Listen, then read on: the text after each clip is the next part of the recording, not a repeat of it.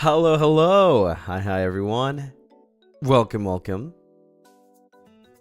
Good morning, good afternoon, good evening. Good time zone.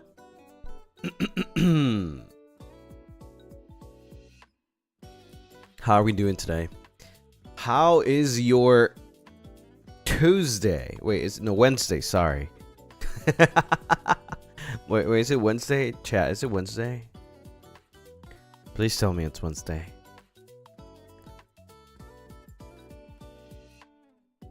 I'm not used to having these many streams, okay? I'm not used to it. I'm lost.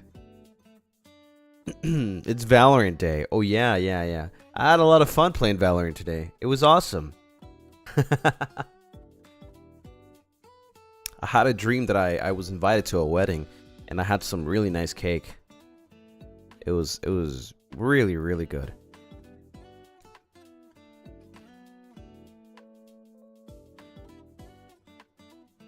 Working hard on the clock on a Thursday morning. How was the wedding? It got a little bloody.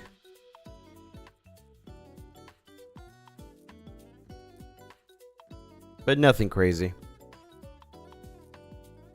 Cypher! Thank you so much for the 10 gifted. Rah! Sugar Indy, thank you so much for the 1 gifted. Honey, thank you for the kitty. Ariga, thank you for the dogo. Sugar Andy, thank you so much for the rose. I'm Doga, thank you for the... What is that? A hot doggin. Thank you. Honey, thank you so much for the rose. And Honey, thank you so much for the dogo. Sugar Andy, thank you for the kitty. Ariga, thank you for the kitty.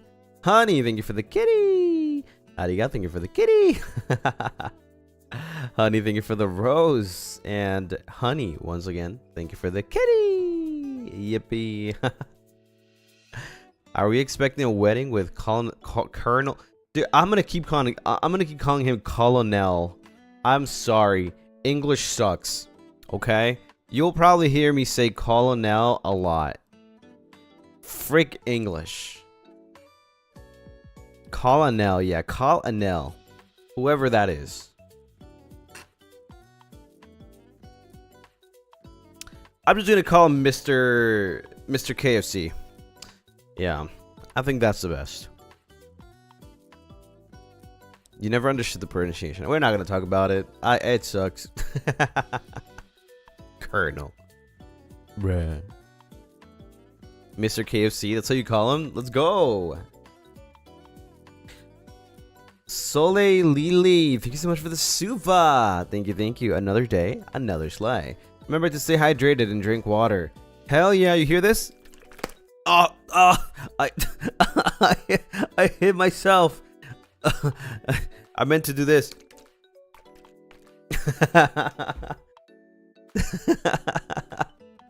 Congrats on the 3rd super. Also, Altas and Adzenturers, thank you for the raid. Malum and Buns, Cinnabuns, Fire Bunnies, welcome. Thank you for the raid as well. Welcome on in, everyone. We just started, and I think it's a good time, actually. It's a good time. I don't want you guys... Okay, listen. Okay. Listen. All the raiders, do not leave yet. Okay? Let me just grab something really quick.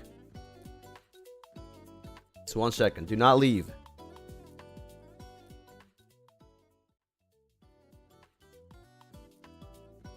Gotcha. Now you can't leave.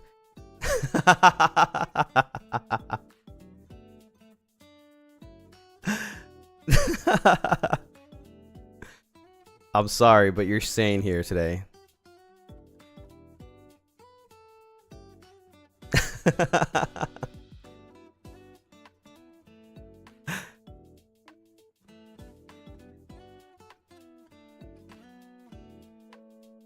Is everyone in Avallum going to have this? Probably. Happy Tuesday, Lucien Solblings. Cara de caballo, hope everyone is doing well. So excited for you to play this game. Corazón rojo, why are we on a leash? Cara preocupada. Cara de caballo is crazy. Bro, the emote just said horse face. What the frick? I'm Toga, thank you for the super. Thank you. Toriwogi, thank you so much for the 11 months. Thank you. Yippee, it's almost 1 year. Hugs to the Lunarists. Also, question, have you had KFC? I'm not gonna lie to you guys. I'm gonna be completely honest. I'm sorry, Mr. KFC, if you're listening. I don't like KFC. But I tried it in Japan. And that's a completely different meta. It's a completely different meta. In Japan, KFC is amazing. And we're playing an anime KFC game. So that's what matters. Min Shi, thank you for the super. If you insist, pretty boy, I'll stay. If I insist, you have no option. That's funny.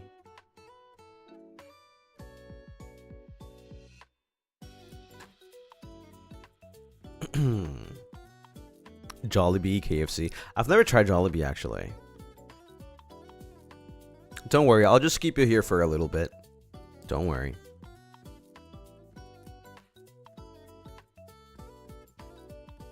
Can you free me now? This is doing things to my heart, sir. I'm sorry, I can't. Not yet. You're gonna have to wait. I'm Dogod. Thank you so much for the super. Are you okay? Honey, thank you so much for the super. I saw something great this morning. Thank you, Lucy Gato Cuadrado Negro Grande Corazón Rojo. You saw something great this morning. Wait, what was it? What did you see? What was it you see that was great? Cypher, thank you for the super. I guess going back to bed is out of the question now. Yeah, not yet. Just arrived? Why are we on a leash? So that you guys don't run away. Not that you would, but just to make sure.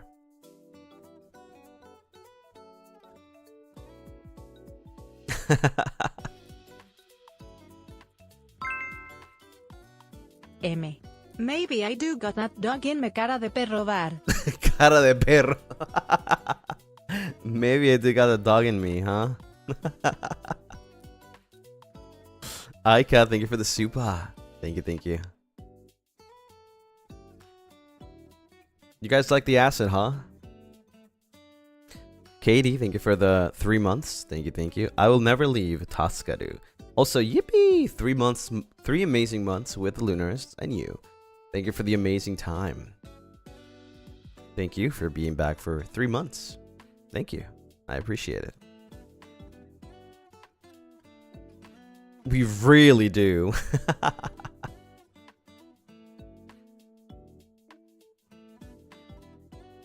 I wonder how it would look if I actually got a little closer. How would that look?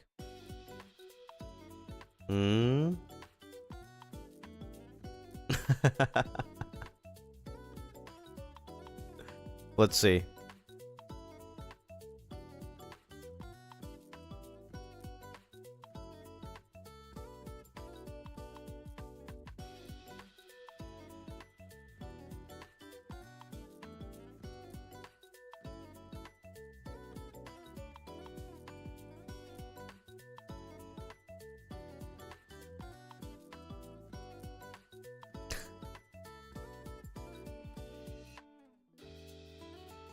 I think that's as close as I can get where it shows the asset.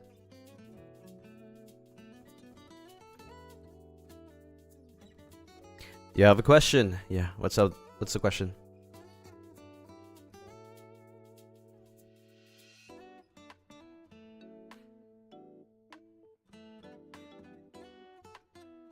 Ika, thank you for the super. 3rd super too. Thank you for trapping the cinder buns here, Taskaru. No worries, I'll treat you guys good. Reiwa, thank you so much for the 11 months. That's hot.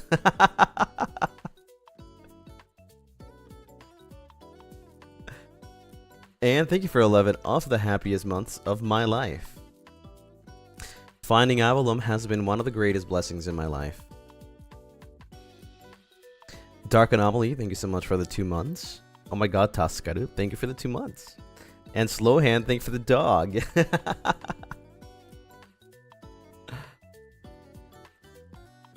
Lucy missed my 3 months? Wait. Oh, and yeah, thank you so much for the 3 months. I saw this acid earlier, and I'm sorry I doubted you, Lucy. I thought you're not as unhinged as Cass, but I take it back. 2.0 Lucy is making me feel something, I swear. Oh my god. Okay, here, wait. Let me,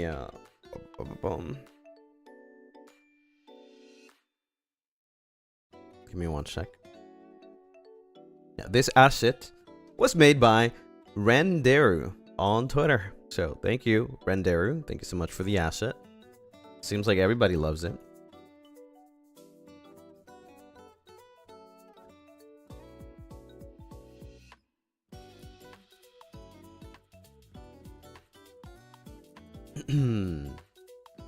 McTruffles, thank you for the super. I feel flustered. Oh my god. Yunsena, thank you so much for the 5 gifted. Thank you, thank you. And Minminchi, thank you for the 3 months. The noise that came out of me just now. Yippee! 3 meses contigo y los Lunaris. Los quiero mucho. Doggy, thank you for the 5 gifted. Thank you, thank you. Gifted, ah! And Renka Renking, thank you so much for the 8 months. Waking up with a leash on is wild. Happy 8 months. Thank you for being my inspiration when I was in college and now being a teacher. Holy frick! Jesus, the character development. Wow. That's awesome. Congrats. You have 5 Italian classes this morning. Bye, Lucy. Who said you can go?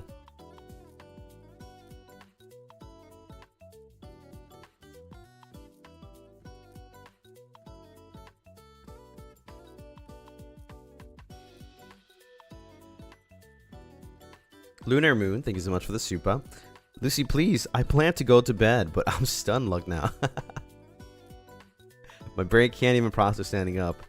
Thank you, acid makers. Taskarda. Kazumi, thank you for the super. I'm not sure if I like being on a leash. It's okay, it doesn't hurt. Andy, thank you so much for the super. Meow.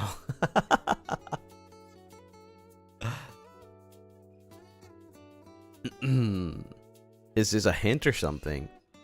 Not really. I just, you know, I saw the asset and I was like, oh wow, this is pretty cool. I'm sure they'll like it.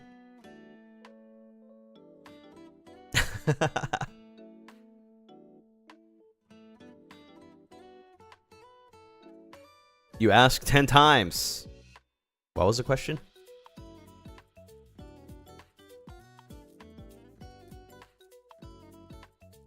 You like it? Well, I mean, if I didn't like it, I wouldn't be doing this, right? So 19, thank you so much for this super. So it's not only our souls, but our entire beings are bound. Leashed. To you too? This lore is getting more interesting each day. Max Truffles, thank you for the super. Can I get food, please? I promise I won't leave. What do you want? I'll get you anything.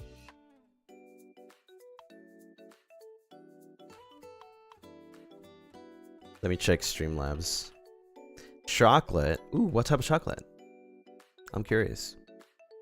Sushi. Ah, that sounds amazing right now. I would love some sushi, not gonna lie. Can I have noodles? Not sure what a noodle is. I want you. Damn. Okay. I'm already here. Pingbo, thank you so much for the Streamlabs. I've marked every stream for this moment. Lucien Lunaris, you're the best Oshi anyone could ask for. Pet name tier list. Oh my god. I'll think about it. Pudding. Can I have some tiramisu? Of course.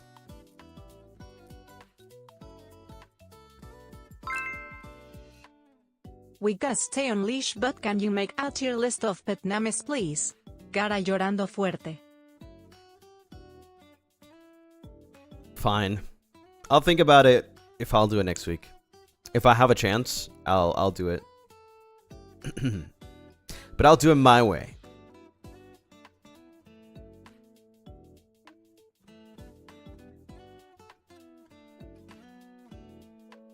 Do you love the TTS? It's so funny. It's actually so funny. What does that mean? Well, obviously, I'll put up my own rules to make the tier list. Cara llorando fuerte. Yeah. Cara de caballo. Oh my god. What rules as to like how it's going to be listed or ranked?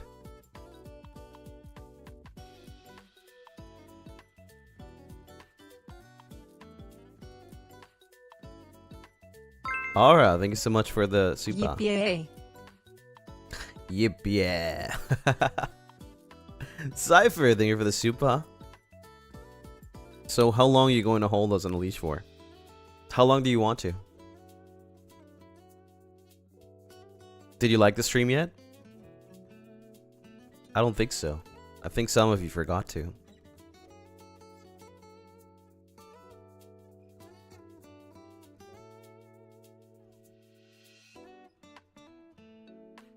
My bad. Yeah, that's what I thought.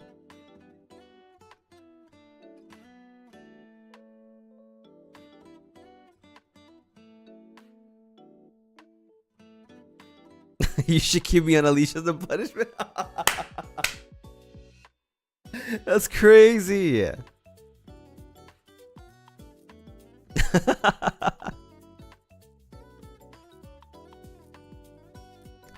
5 more minutes.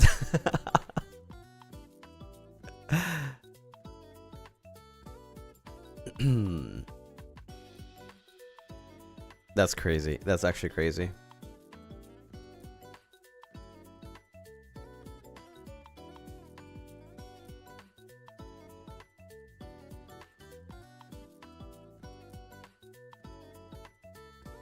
What are we talking about again?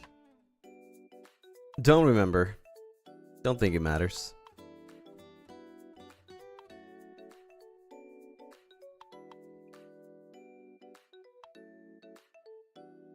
Let me just like it real quick so you can keep me on a leash. Is crazy.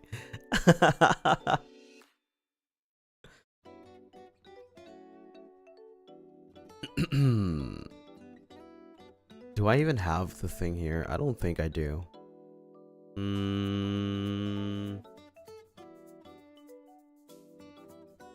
Guess I'm gonna have to just... No, that's not what I wanted to grab. Is this it? Wait, hold on. What thing? Oh, no, just something that I want to make sure to put here before I forget.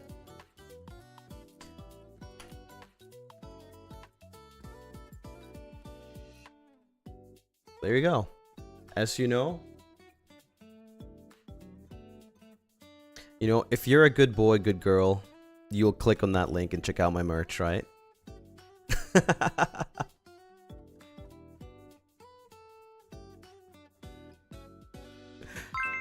Winnie, thank you so much for the super. Thank you, thank you. Does any a dog or a big titty ghost girlfriend?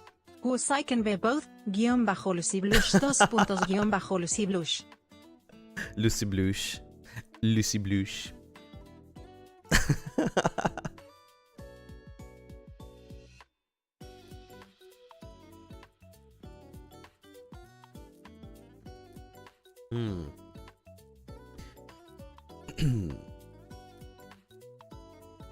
Save the tier list for a membership anniversary.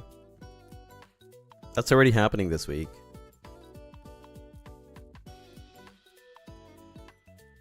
Already bought it and reacted it to the VP on Twitter. Let's go. Thank you.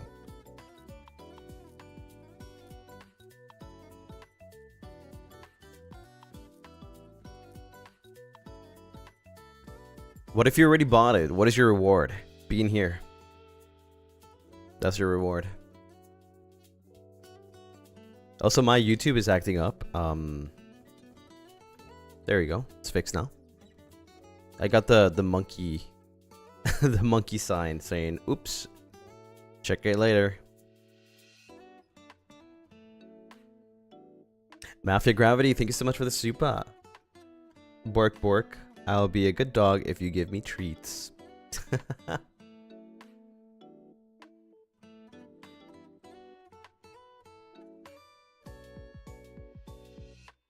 YouTube not know that we're busy. Yeah, they're trying to get into the house. Trying to interrupt us.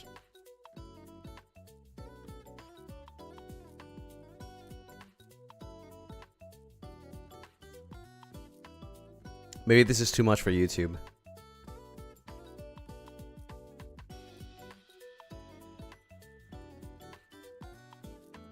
Choco Milk Tea, thank you for the super. 2.0 gets more powerful every day. Hey, I'm as powerful as you guys make me to be.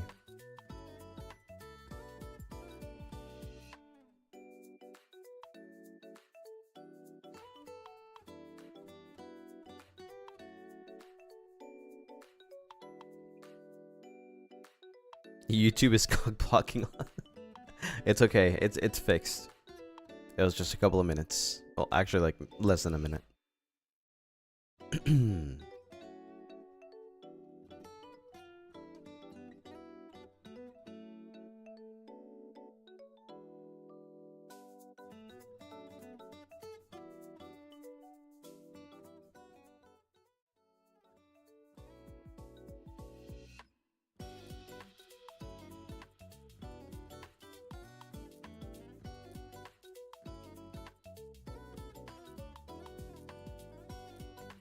Perfect timing.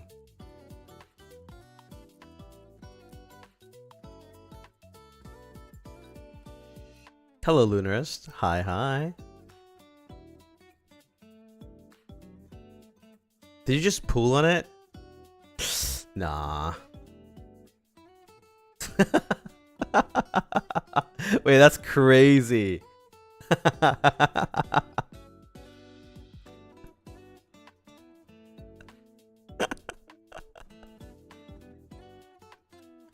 That's wild.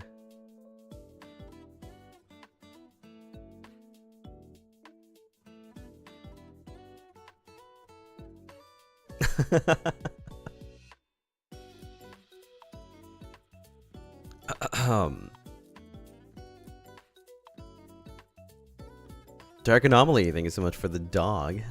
Dogo.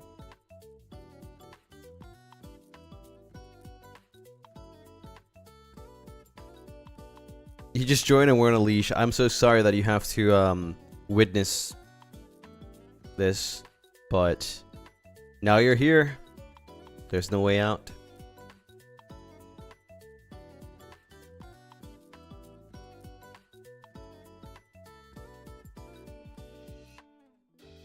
Just notice the little guy watching at the back. Yeah, they're just playing the background music.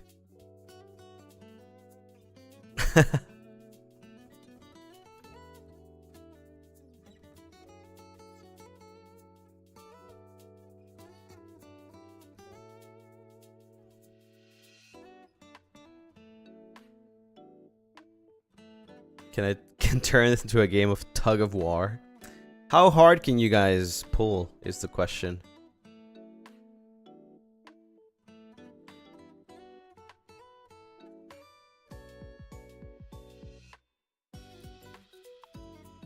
Serenading us while on a leash. Yeah, the Lunaris are so nice.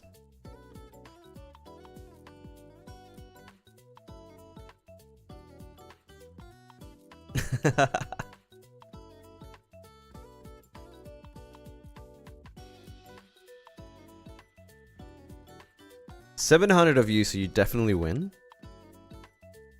You forgot that I'm a vampire.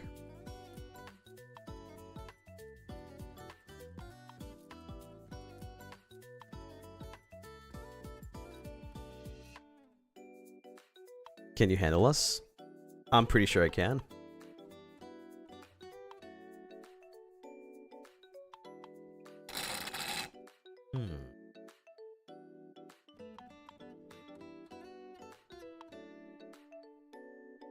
With the power of friendship.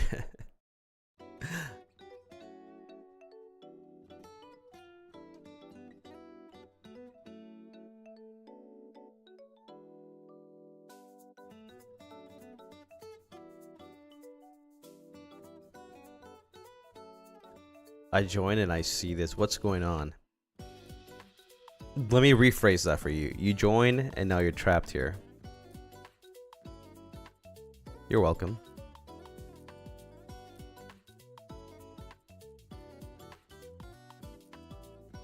Are you okay, sir? I'm perfectly fine.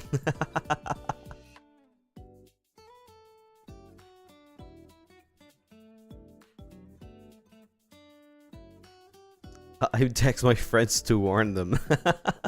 How? What was the text? What did the text say?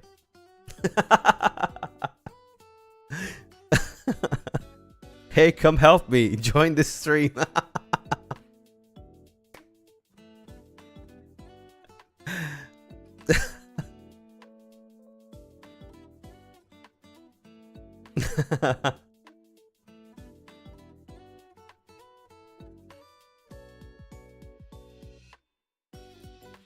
How long are you gonna keep us?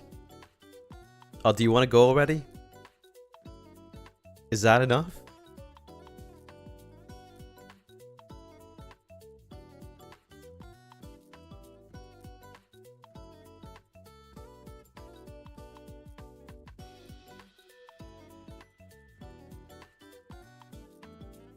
You don't need Mr. KFC anymore. It's okay, we're gonna see him together.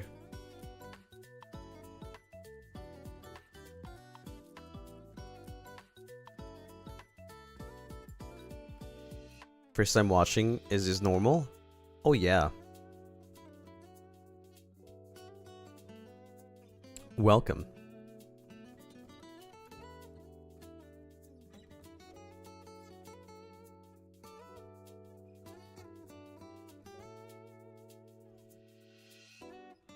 This is not normal, what are you on about?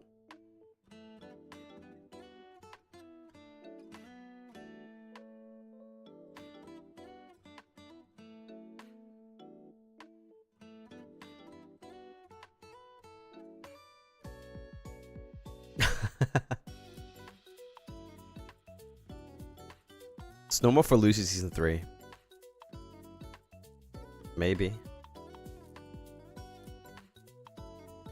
May I draw in peace? Promise I won't run away. Sure.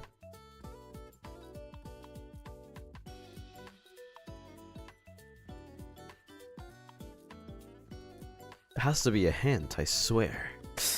No, it's not a hint.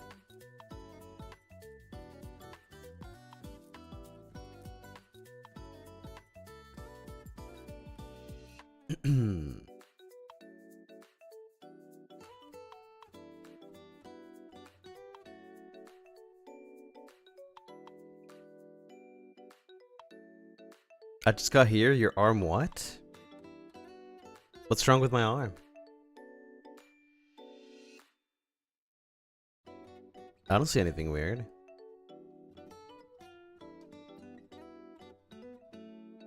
Brown, thank you for the super. So today I need to call you my lord. No, you're fine.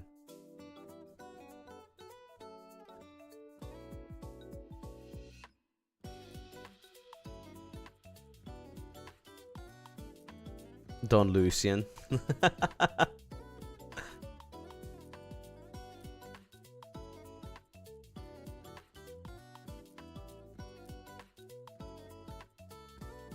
What do we even call him at this point?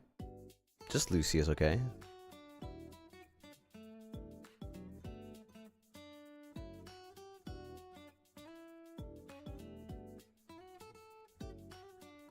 Who said Dom Lucien? Oh my god. Would you keep the leash on while playing Mr. KFC? Yeah, of course.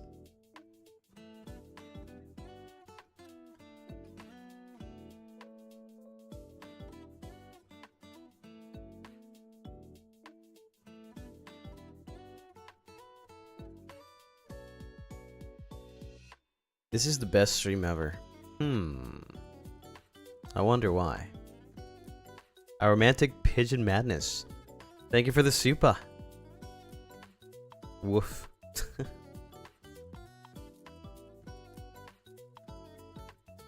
I tune in and I am on a leash.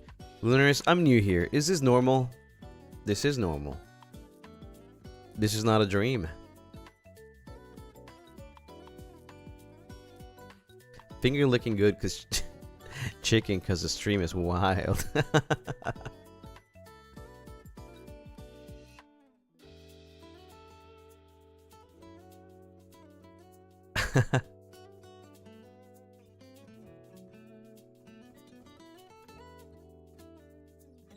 Well, Kopi, thank you so much for the super. Almost choked my food. Damn.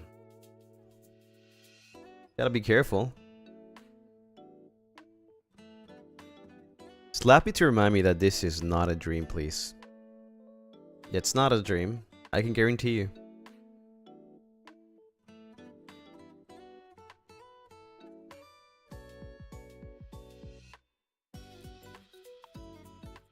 I'm glad I'm not watching this on TV. That'd be crazy. Imagine you didn't know this was gonna happen and you're watching with your family. Whew. That'd be crazy.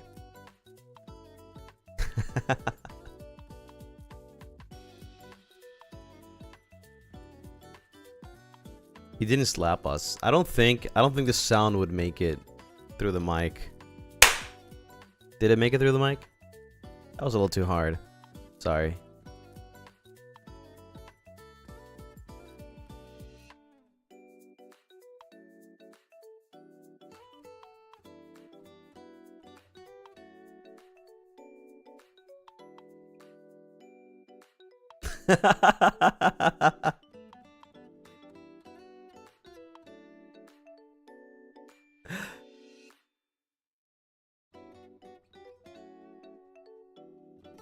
You guys are crazy. Am I gonna get banned?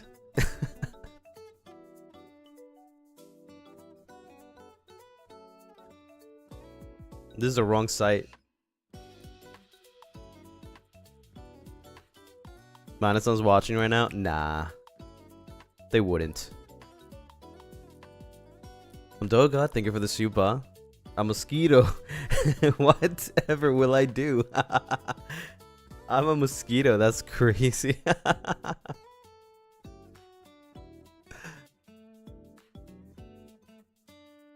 Flowerworks, thank you for the super. Is this your way of becoming all of our Kamiyoshi?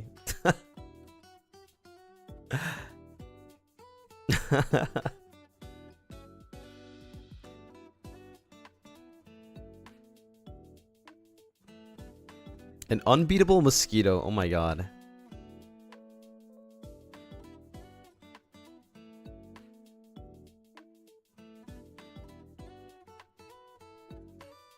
Slapping his way into the Kamiyoshi spot. Hey, it's your choice.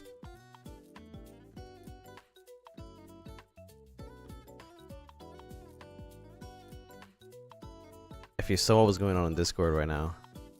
What's going on in Discord?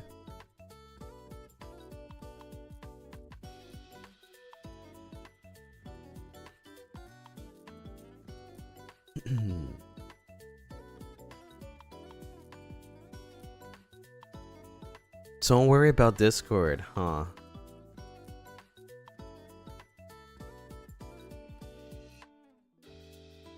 What Discord? Yeah, I don't know which Discord. What if you're already our Kamiyoshi? Is there something more than Kamiyoshi? I don't think so.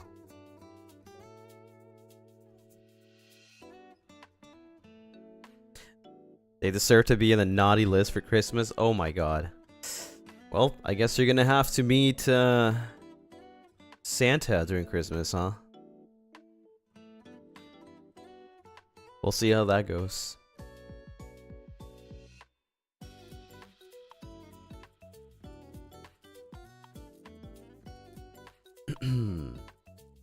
Santa Poppy. Yeah, that guy. Suddenly this video has 100k views. Suddenly he got 100k subs and has to do a shower stream. Oh my god. Crazy.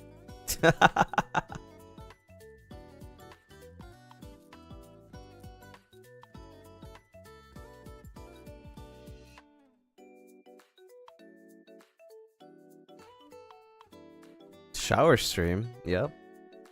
Oh yeah. Yeah. Forgot a lot of people here are watching for the first time. I said a long time ago that at 100,000 subs, I will do a shower stream. So if you're not subbed yet, right now is your time to contribute to that goal. Will be cold water trust. Probably something that makes me comfortable. Maybe warm. Yeah. Mokopi, think I'm gonna need CPR. Thankfully, I learned that during my youth years. So you guys, no need to worry.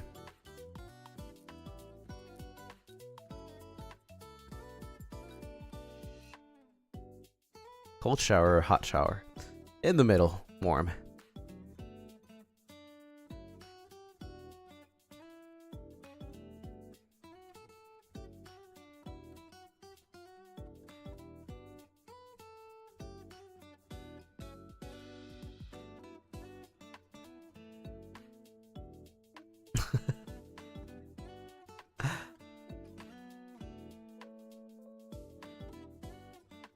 Don't think the Lunaris will survive after that CPR anyway.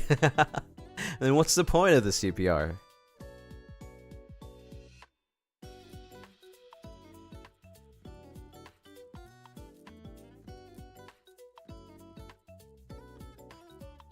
This isn't my first impression of you, Lucy, but it's the one I'm a memorized forever.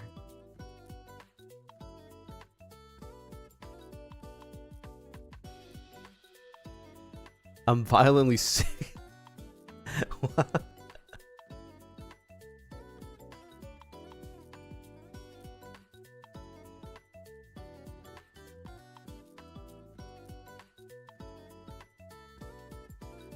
We gooning with Alicia today?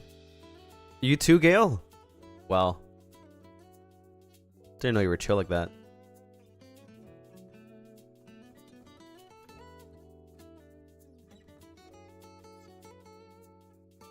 But I see around a lot of people over here that still haven't liked the stream. Why?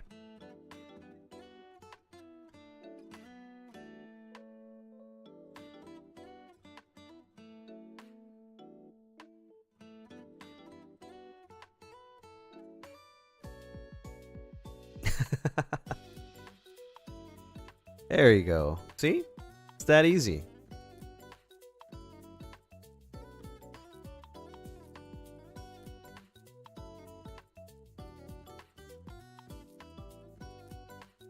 Where did Gale go?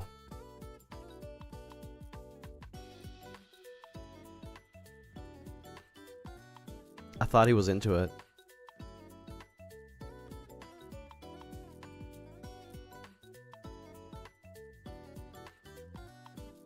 If I unlike the stream, would you tug us harder? No. If you like the stream, I'll tug you harder, yeah.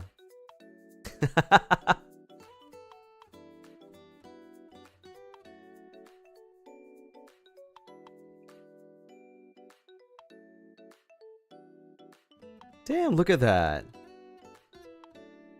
It really did go up.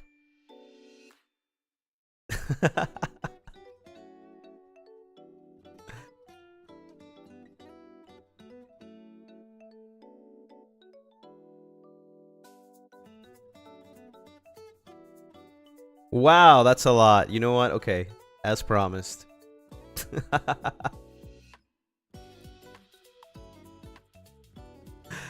There you go. See, I'm a vampire of my word. Are you good, Lunarists? Yeah, you are.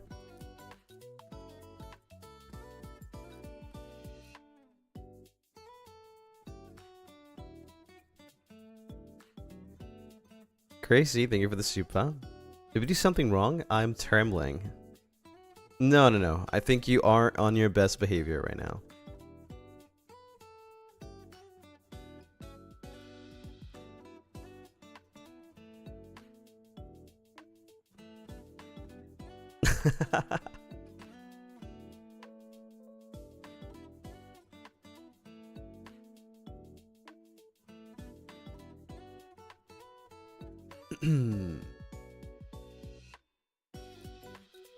What did I join into? I think it's self-explanatory, no?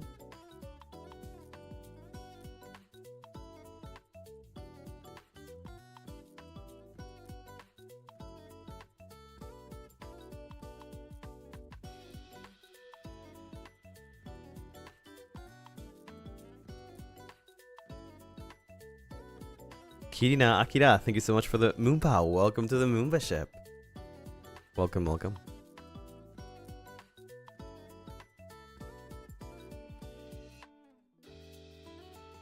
Such a well-made asset, no?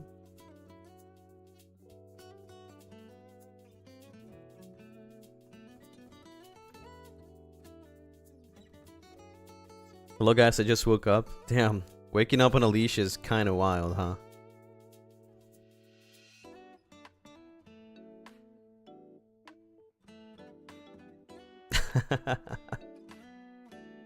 Are you guys ready to play some game?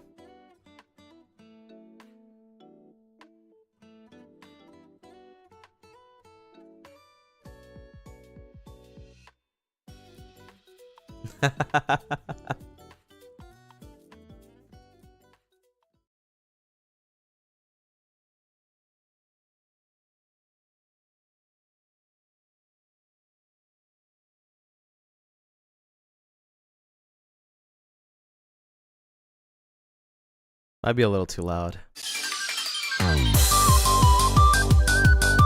Ooh, anime opening.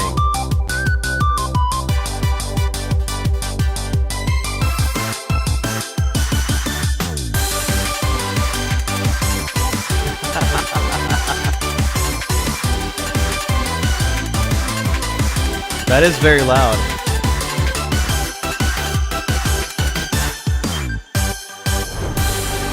But it's okay. It's just because it's the opening. That's fine.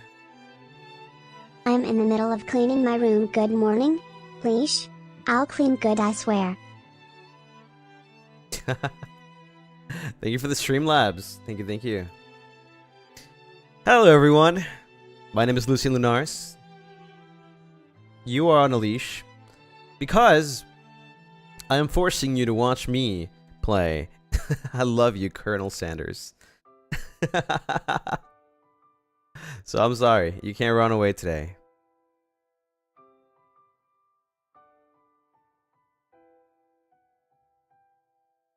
It's a visual novel, I think, right? Yeah. I don't know what it is about, to be honest. So we'll figure it out. So let me check the settings really quick. Full screen, yeah, that's fine. Prioritize quality, yeah, I like that. Prioritize speed, no, that's okay. Let me put my cup of coffee over here. Okay, back. I like the UI. Look pretty good. Let's start. Let me know if the volume is too high, by the way. Enter your name. Huh. What should I call myself? Lucien? Hi. Hi, hi. Dumb Lucy. I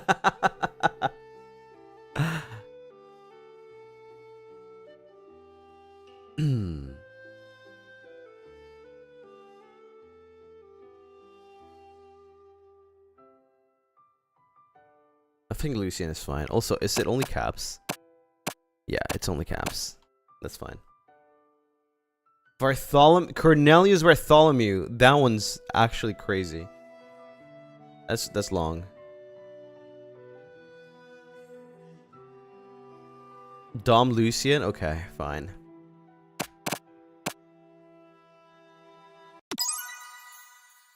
Chicken the chicken. You sleep softly as the morning sun casts a warm glow through the window of your modest student apartment. Ooh, nice music. The world is peaceful and serene. You could stay in the moment forever. This is what Gale wakes up to every morning. Or you could wake up now. Now! Your first day of culinary school is no time to sleep in. Smack that clock up, but yeah, frick it. Oh my god, it's so loud. Lying in bed, you stare at the ceiling, thinking about everything that awaits you at the prestigious University of Cooking School, Academy for Learning. Music is very chill. Your mind begins to wander. You'll need to take this seriously. You allow yourself to daydream a bit, thinking about the future. Honestly, as a person, I would take it seriously. I'd better make sure to arrive prepared for the first day. You bust through your morning checklist, teeth brushed, hair combed, pits deodorized. Why did I have to say that? Nothing can stop you now. You confidently grab a biscuit, strut out the door, and head off to class. Oh yeah, the typical run with the bread loaf on your mouth to make it in time. Ooh, that looks good. You know, I'm not a big fan of biscuits, but that looks delicious. A very, very warm biscuit. What deodorant scent do you use? I actually use different ones. For depending on the situation, I guess. But usually something that smells like very similar to like vanilla. I don't know exactly the right one, but usually go for something like that. I don't always find the same one, by the way. So Kirena, thank you so much for the 5 gifted. Thank you, thank you. I can't stay, but I'll watch the VOD later. That's okay. Thanks for coming. Standing in the quad, you gaze upon the magnificent University of Cooking School, Academy for Learning. By the way, is the volume okay? Here comes your lifelong best friend forever, Miriam. She's the most adorable, awkward person you've ever met, and you absolutely love her for it. It's a bit loud. It's still loud even after wow, that's crazy.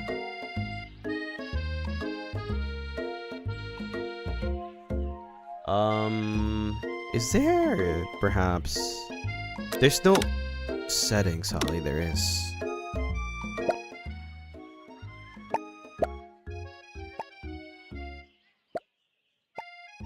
That should be good. Is that good? I think that should be good. Gracie, thank you so much for the super. This is an apology super. I know I haven't been able to focus on your gameplay because your 2.0 is too hot and distracting. I'm sorry, I will watch it properly now. Hey, it's okay, as long as you're enjoying your time. Actually, because I sure am excited. A little nervous. Okay, a lot nervous. What's the... It's just that this morning I made breakfast for myself. But, well, when I ate it, I couldn't taste any love in the food. What if I'm no good? What if I fail? Classic Miriam, raised by Master Chef parents, she's always held herself to a very high standard. The art is pretty good. Yeah, it's pretty cute actually. I'm wondering, is this like simulator actually affiliated with like KFC, or is this just like a parody? Well, it probably could be both. I don't know if this is official. I wouldn't be surprised if it is official. That would be like crazy great. It is what? Official or a parody? It's official, so it's canon. Oh my god. Oh no, I'm gonna sneeze. No, I'm good. Whew. Wait, no, I'm gonna sneeze. Whew. No, I'm good. Okay. Ever since we were little babies playing together and you rescued me from that quicksand box, it's been clear to me that you're the most loving, caring person I know. You're going to do great. But with University of Cooking School Academy for Learnings, oh my god, bro, that name is long. famous 3-day only semesters. I'm afraid of being left behind and never catching up. 3 days? What? You do a whole semester in 3 days? That's crazy. A sweet girl, Miriam has always had a flair for the dramatic. This summer, she got so nervous about her first kiss that she chipped a tooth practicing on a mannequin. Oh no!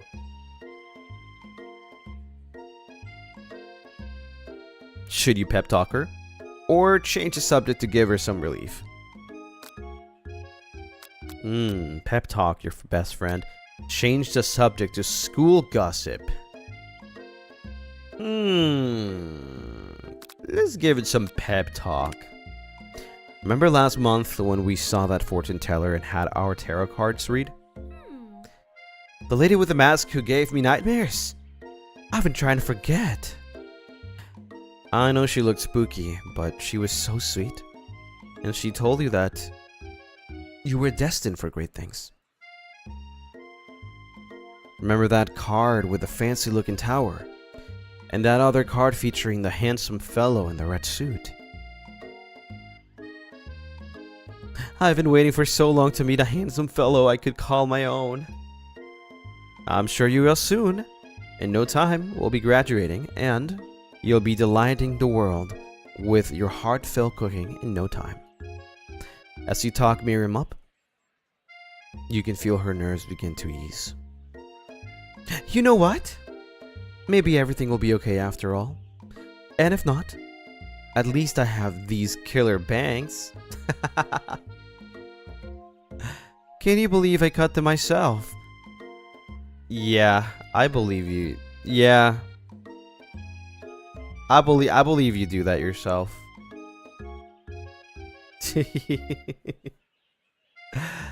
You can definitely believe it. Of course. I cannot believe it.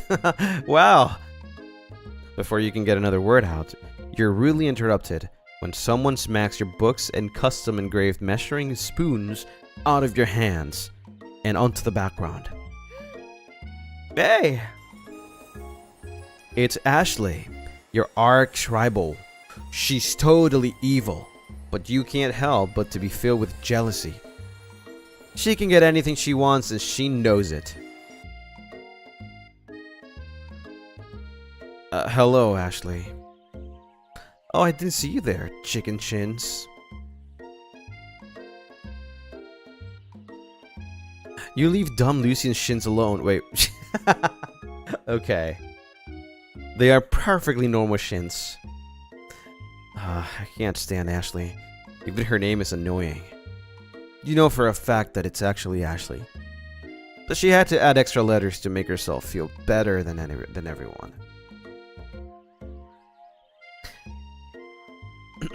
If anyone here knows what perfect shins look like, it's us.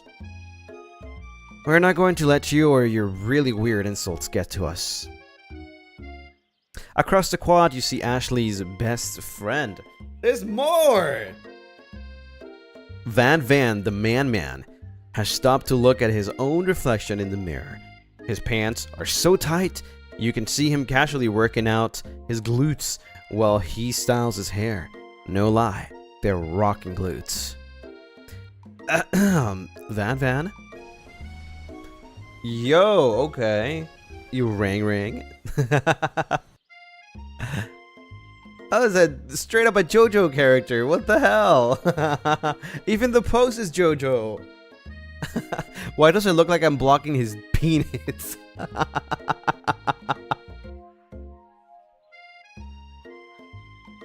Oh my god. You've never been sure what their arrangement is. But as long as you've known them, Ashley and Van have been just as close as you and Miriam, but substantially more devious. That's straight up just like a JoJo reference. I can't believe the University of Cooking School Academy of Learnings would ever allow people like you to attend as students. I know, right? you'd think they just hand us our diplomas now. Or maybe hire us as professors. You amateurs could learn a lot from us. Sorry, I think they mean amateurs. With the first day of school I literally watched, guys, where was it? Where was it that I saw it? I saw it somewhere. Somebody pronounced amateurs for some reason, and I'm like, wait, what? Isn't it amateur? Was it during Split Fiction? Yeah, right? Yeah, it was during Split Fiction. I have been streaming so much that I just completely forget where things come from. Yeah. With the first day of school about to start, there's just no time to properly tell these two off, so just resist the urge. Let's go, Miriam.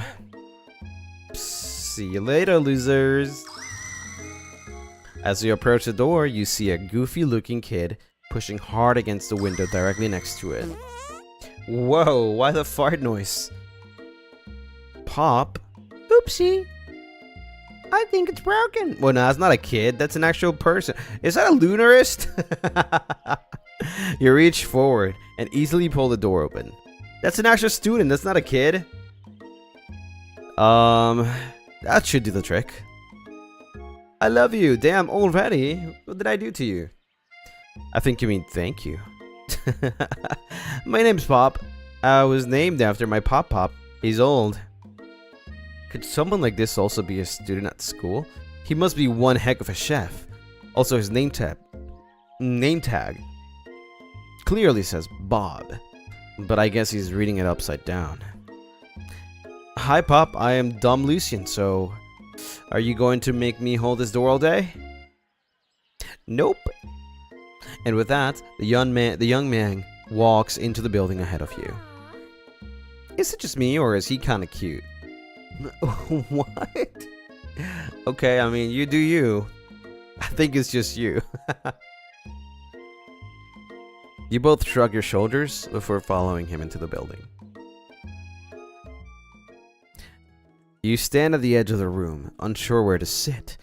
Other students wonder and keep themselves busy chit-chatting.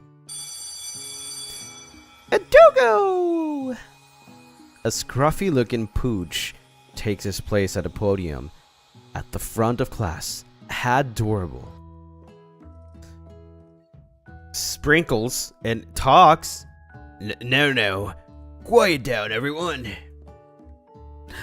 Who is this unreasonably cute Pop, and why is he in our culinary class?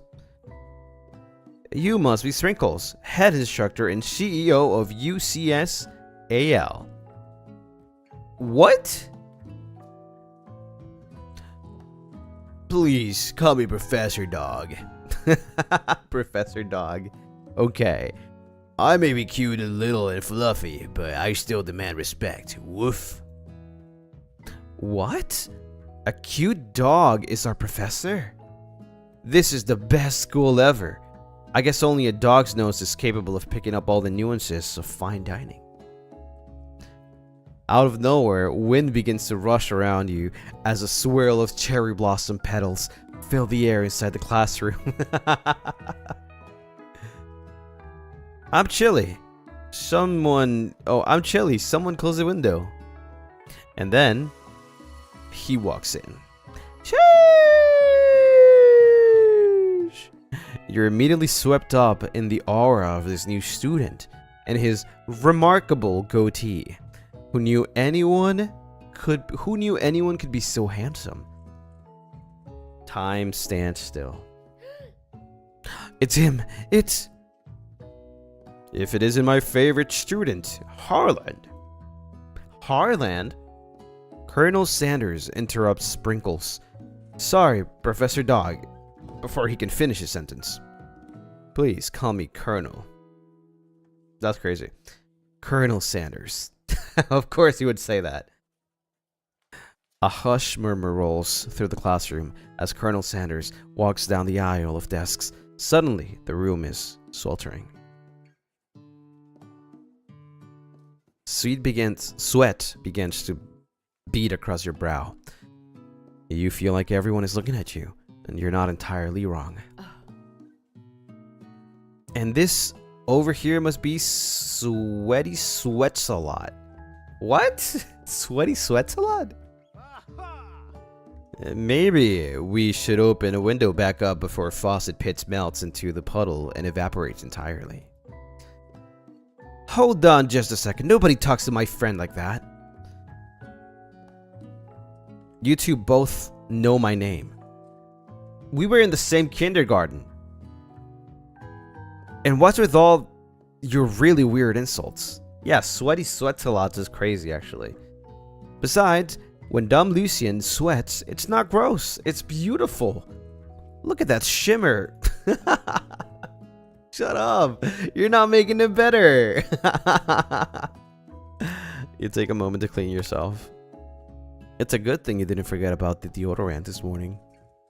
This classroom is hot, hot, hot. Professor Dog steps to settle the class down and set some ground rules. Welcome to University of Cooking School. Academy for Learning. The greatest culinary academy in the world. The birthplace of culinary legends past, present, and future. Many challenges await you. There will be tears. There will be blood. There might even be really adorable tiny food.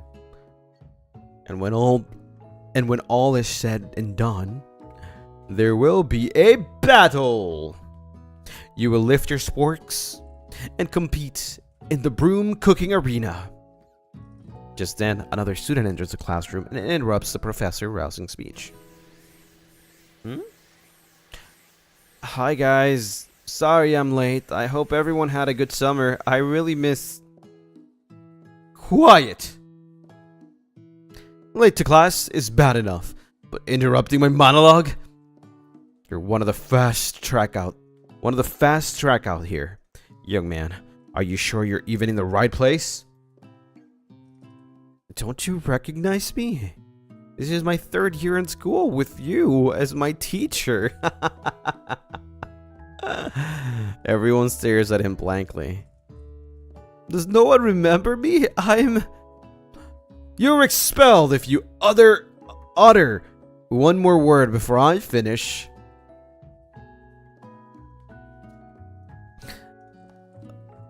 Let that be a lesson to you students that tardiness is unacceptable.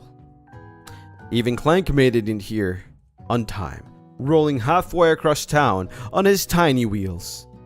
You turn to see the student Sprinkle is referencing, who appears to be some sort of industrial kitchen appliance. What is this game?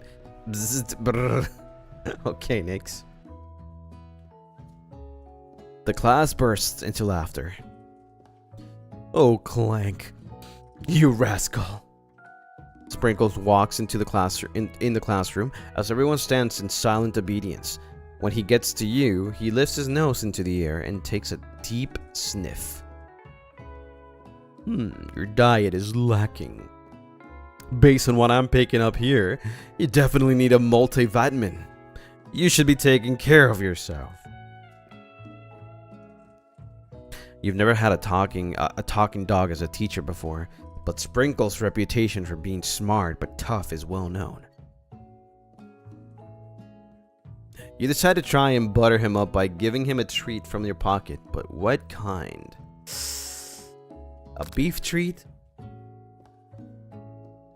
A rubber ball? A chicken snack? It's gotta be a chicken snack, right? Because we're playing the KFC simulator. You reach beneath your apron and return with a chicken snack in your hand. Sprinkle's eyes go wide as he looks into it. His favorite! Well. I think there might be some competition for new star student. The furry professor immediately devours the snack, leaving your hand slick with a coating of warm, doggy drool. Ugh. You see the other students eyeing you jealously, but pay no mind to them. If they wanted to succeed in life, they should have learned the importance of carrying a range of dog treats flavors on them at all times. Settle down, young chefs. Take your seats and prepare to have your minds open to the amazing possibilities of culinary creation. As everyone rushes to claim their favorite seats, you're left standing at the front of the room. Only two options remain. Let me guess. One is next to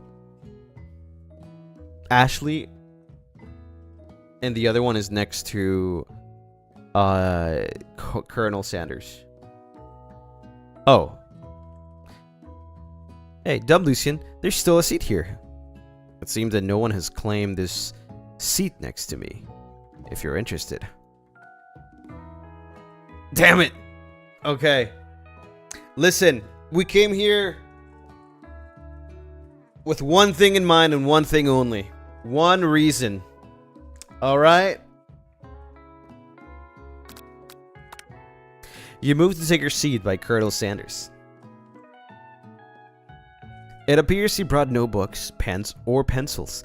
However, his perfect upright posture shows off a seriousness that makes you confident in his desire to learn. Thanks for offering me this seat. I thought it was thanks for offering me your meat. Bro, what am I reading? I've only had 2 rules. Do all you can and do it the best you can. It's the only way you ever get that feeling of accomplishing something. That's so inspiring. Wait, you guys are blocking him. Chat, stop blocking him. Can you move somewhere else so we can see his beautiful face? Thank you. Appreciate it. As soon as you've settled into your seat, the professor makes an announcement.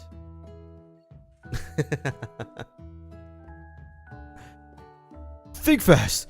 It's time for a pop quiz.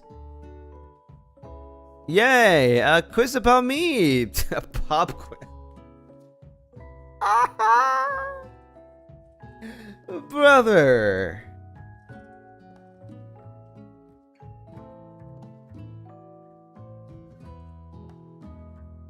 Also, am I wait, I think I might be a little too sorry chat, I didn't mean to pull you that much.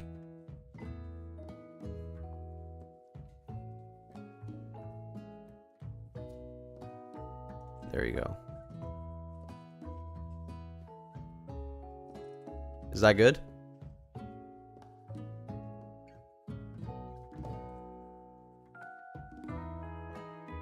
I think that's good, right?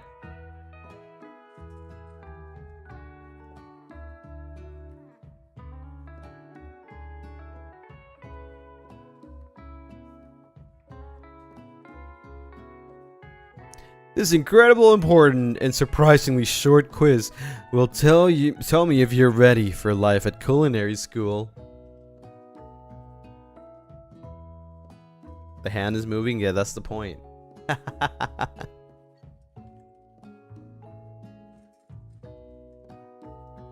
Keep your knives sharp and your focus sharper. Here comes question number 1. If train A is traveling to point B and train B is traveling to point A, how important is it to wash your hands before cooking?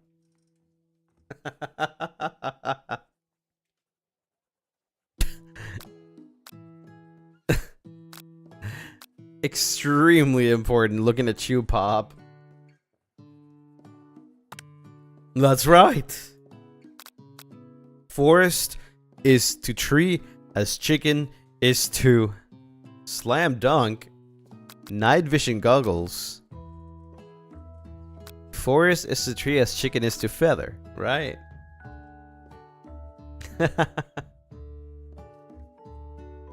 Also, I don't know if you noticed, but now I can pull the leash easier by just doing this.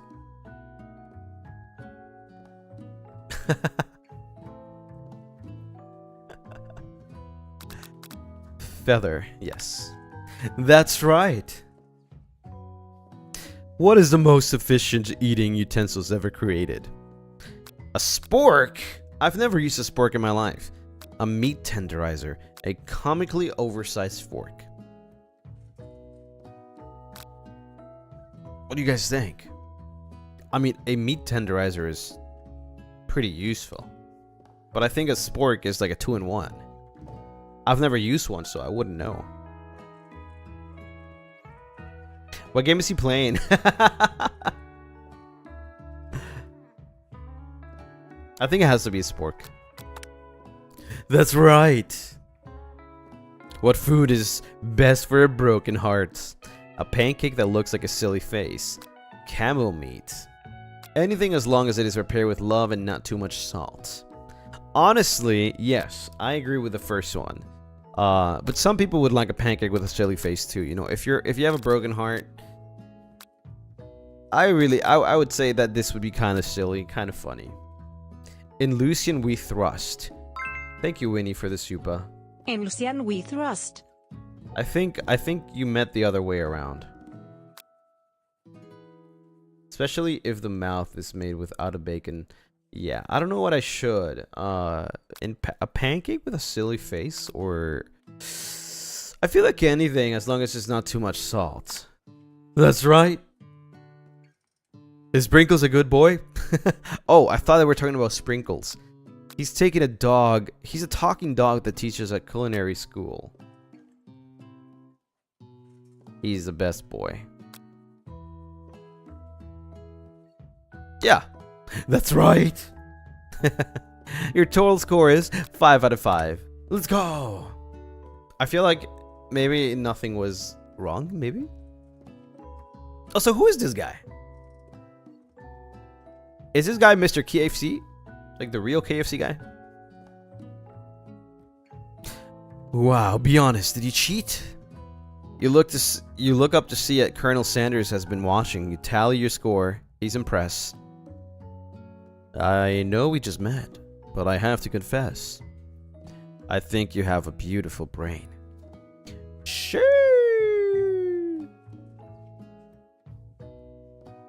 Hot diggity Dom Lucien. You just scored some major Colonel Sanders points with that performance. May I have your attention, students? I have an important announcement to make. Time for lunch! Wow, the cafeteria is as nice as any restaurant you've ever eaten at. It makes sense that the school dedicated to cooking would also be serious about eating. It looks like just a normal cafeteria.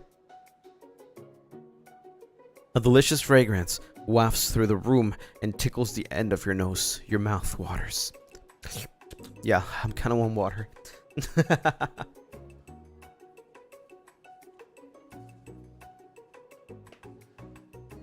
Tarian, thank you for the super. Can I get my treat now? I've been a good boy.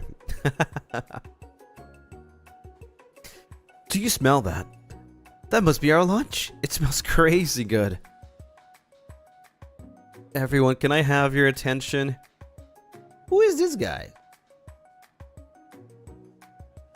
Is it about lunch? No, I just wanted to apologize for my tardiness. You see, Howdy, folks. I'd like to make an announcement.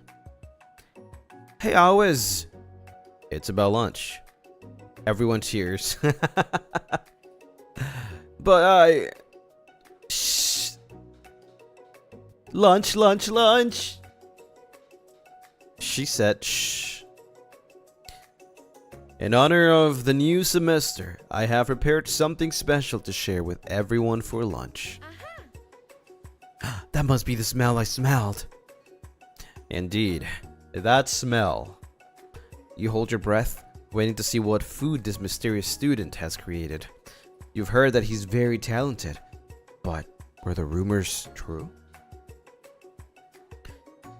Is this... Colonel Sanders lifts a large bucket above his head. Its contents glimmer in the light. Piled high are huge pieces of chicken, breaded and fried to a crispy golden finish.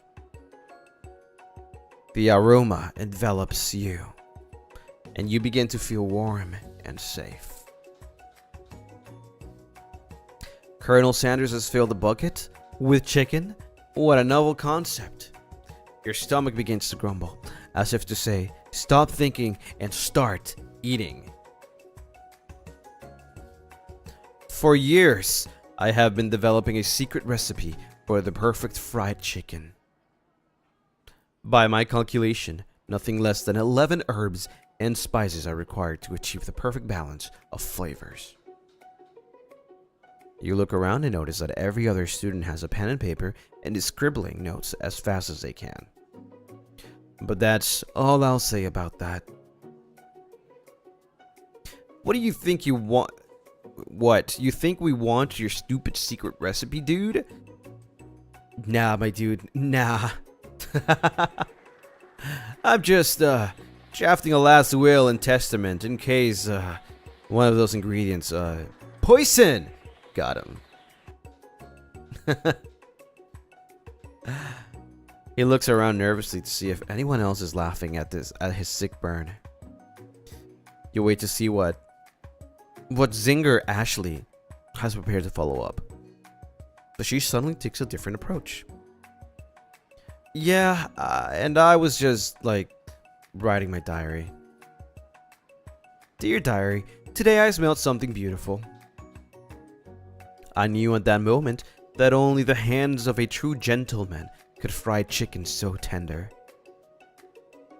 You see her body language change from bitter to evil to sweet and innocent as she slides closer to Colonel Sanders.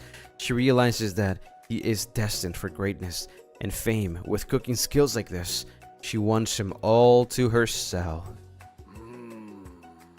Oh, please.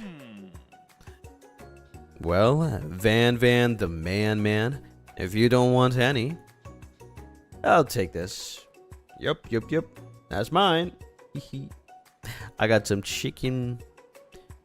Whoa, hold on. I guess I'll try. He takes one bite and his eyes grow wide. He starts contorting his face as he tries to hold in his pure exhilaration and act unimpressed. Easy now. There's enough for everyone. Please, my fellow classmates, dig in.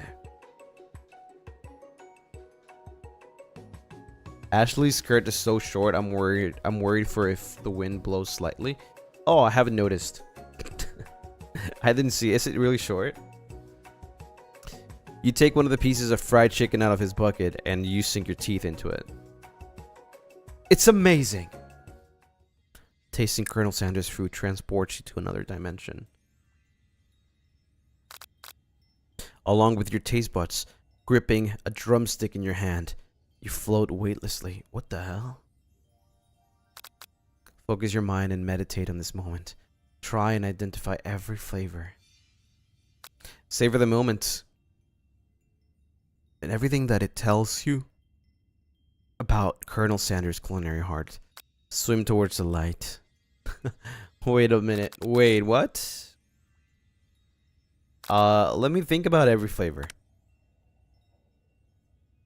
You let the food rest in your mouth and focus on it, scrutinizing every flavor. Salt? Maybe. Pepper? Too obvious. Oregano? Basil? Maybe. But there's something else. Something dark, something spicy. You dig deeper, deeper, deeper. Yes, even deeper still, until you find it. Could it be? We're not gonna know, are we? You really did it. How bold, how adventurous to use. You try to go even deeper into the sea of flavors. But this revelation alone is more than you can handle. You snap out of it and realize that this information was meant to remain secret. And yet, now you know. A mantle of responsibility now rests upon your shoulders.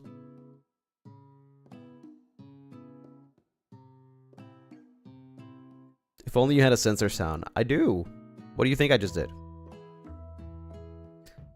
As you look around, you realize that everyone in the room is consumed by the lunch.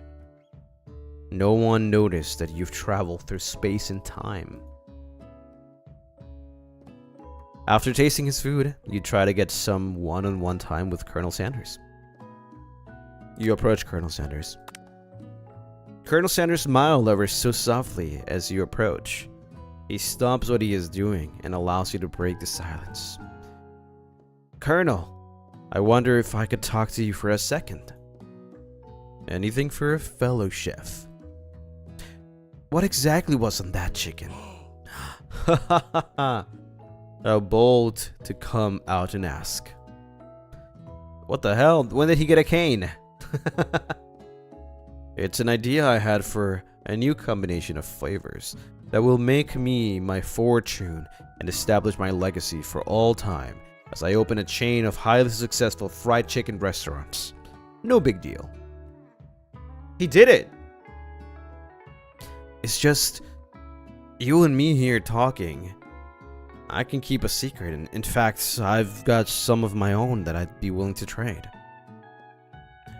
What's the rush? What is that face of disgust? The semester is only getting started. We've got 2 more whole days to get to know each other. He's clearly not going to give it up so easily. But it doesn't hurt to be persistent. You know what they say about secrets, Colonel?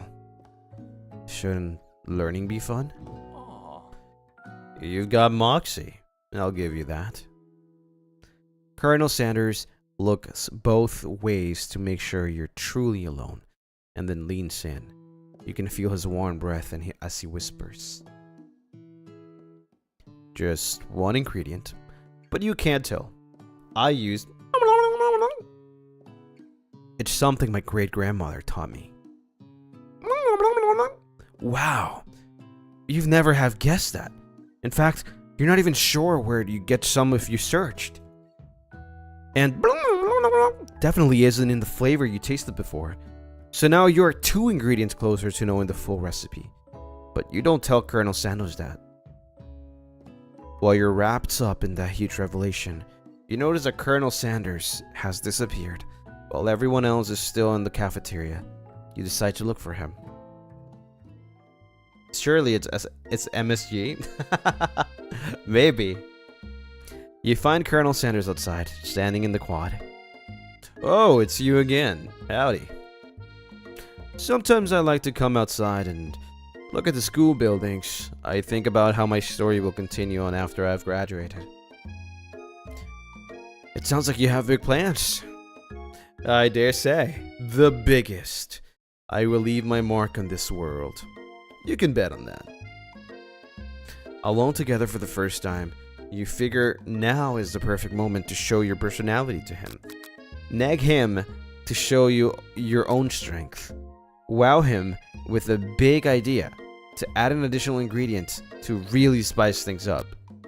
Be modest, but thoughtful.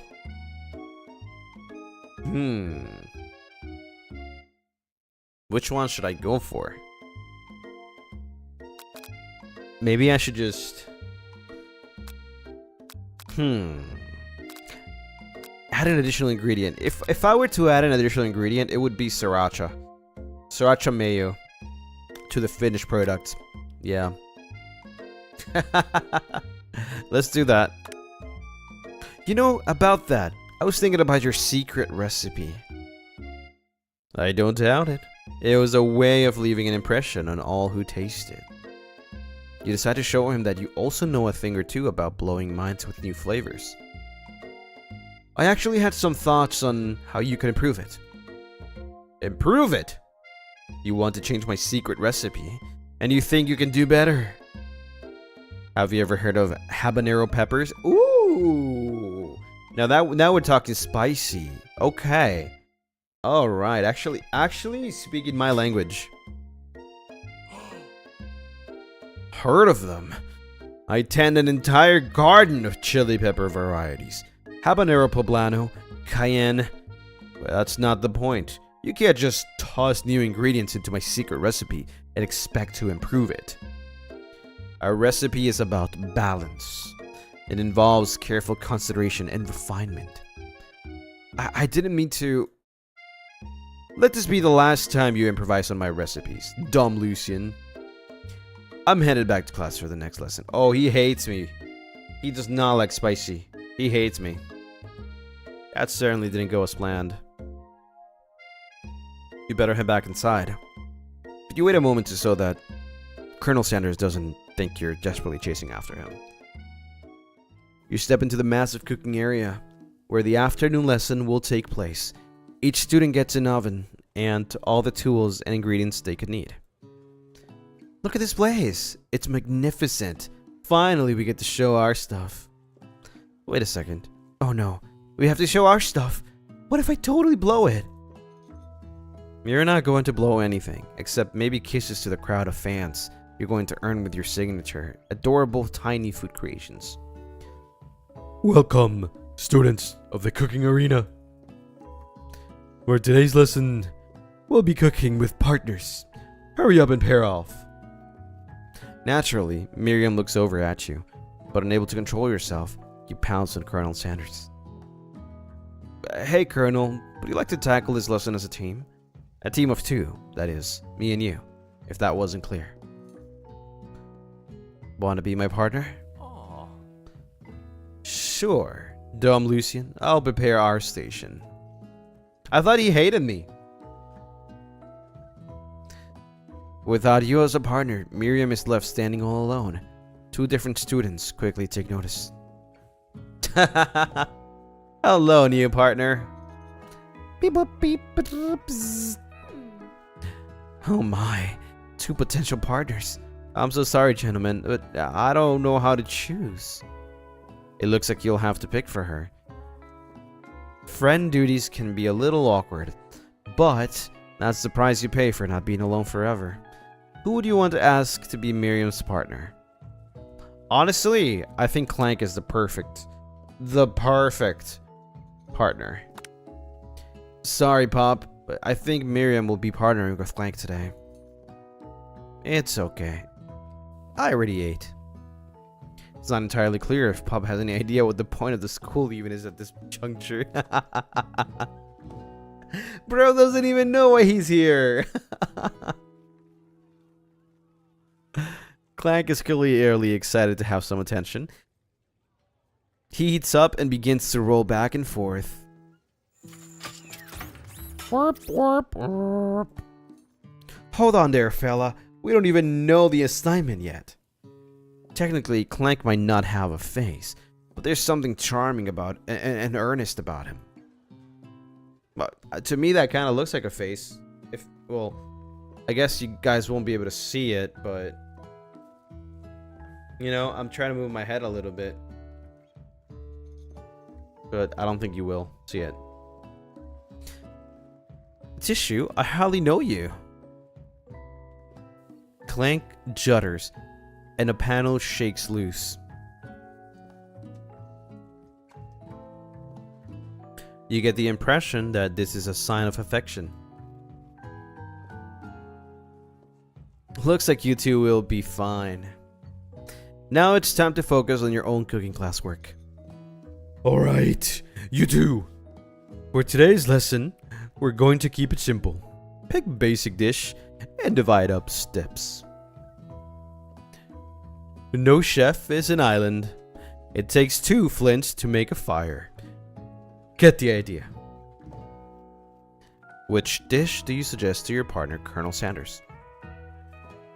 Steak tartare seems easy enough. It's fancy, and you don't even need to cook it. Wait, what? What do you mean you don't need to cook this? I've never done steak tartare. Using octopus will blow Colonel Sanders' mind. Your grandmother's mashed potatoes and gravy.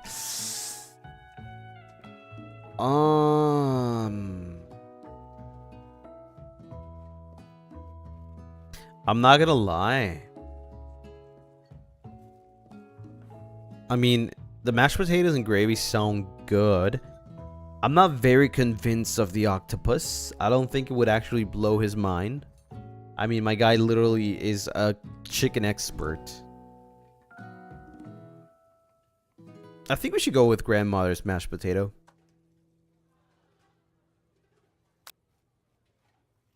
I think so. I mean, and if you think about it, like, this is part of, like, Isn't this part of like KFC's menu? Like having like mashed potatoes and gravy? Right? I've always been something with a down-home chef. I was thinking we could make something warm, inviting and comforting. Maybe mashed potatoes? And gravy! I couldn't imagine one without the other. Colonel Sanders casts a coy look at you, causing your whole face to go beet red, embarrassed. You quickly turn away. I'll go get the potatoes. No, please. Let me.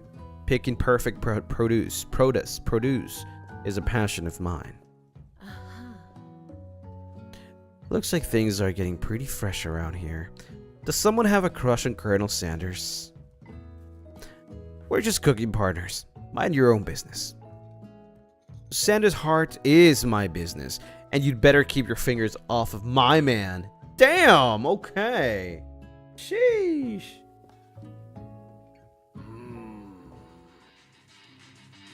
Did someone call for me? Oh no, jeez, Van. While I'm over here crushing dumb Lucien's dream, you're supposed to be taking care of our classwork. That was a deal, remember? Colonel Sanders returns. Arms full of peeled potatoes, he tosses them into boiling water and turns his attention to you and your old friends. Oh, howdy there, Ashley, Van. Are we working in a quartet instead of a duet now? Actually, no. It looked like dumb Lucien was struggling, so we offered to give them a hand. You know how it is. These young amateur chefs need a lot of mentoring. The music is a banger, though.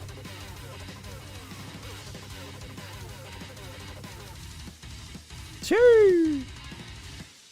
I was going to say, Colonel Sanders, maybe I could also teach you a thing or two about fancy food. Maybe one day you might be able to get up to my level. Doubt it. Don't be rude, Van. Personally, I have no doubts whatsoever about Colonel Sanders' ability to concoct creations worthy of admirations. After all, your fried chicken was quite spectacular. But Colonel, if you ask me, I might make a better partner for you than this thing that has positioned itself at your station.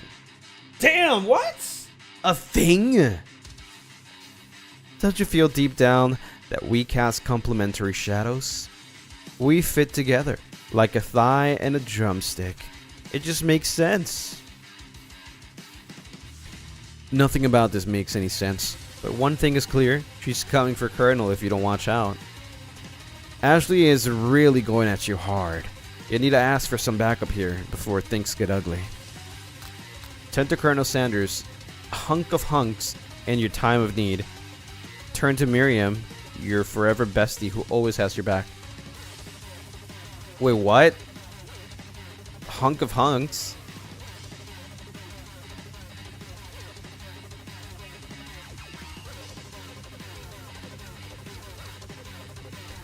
All right.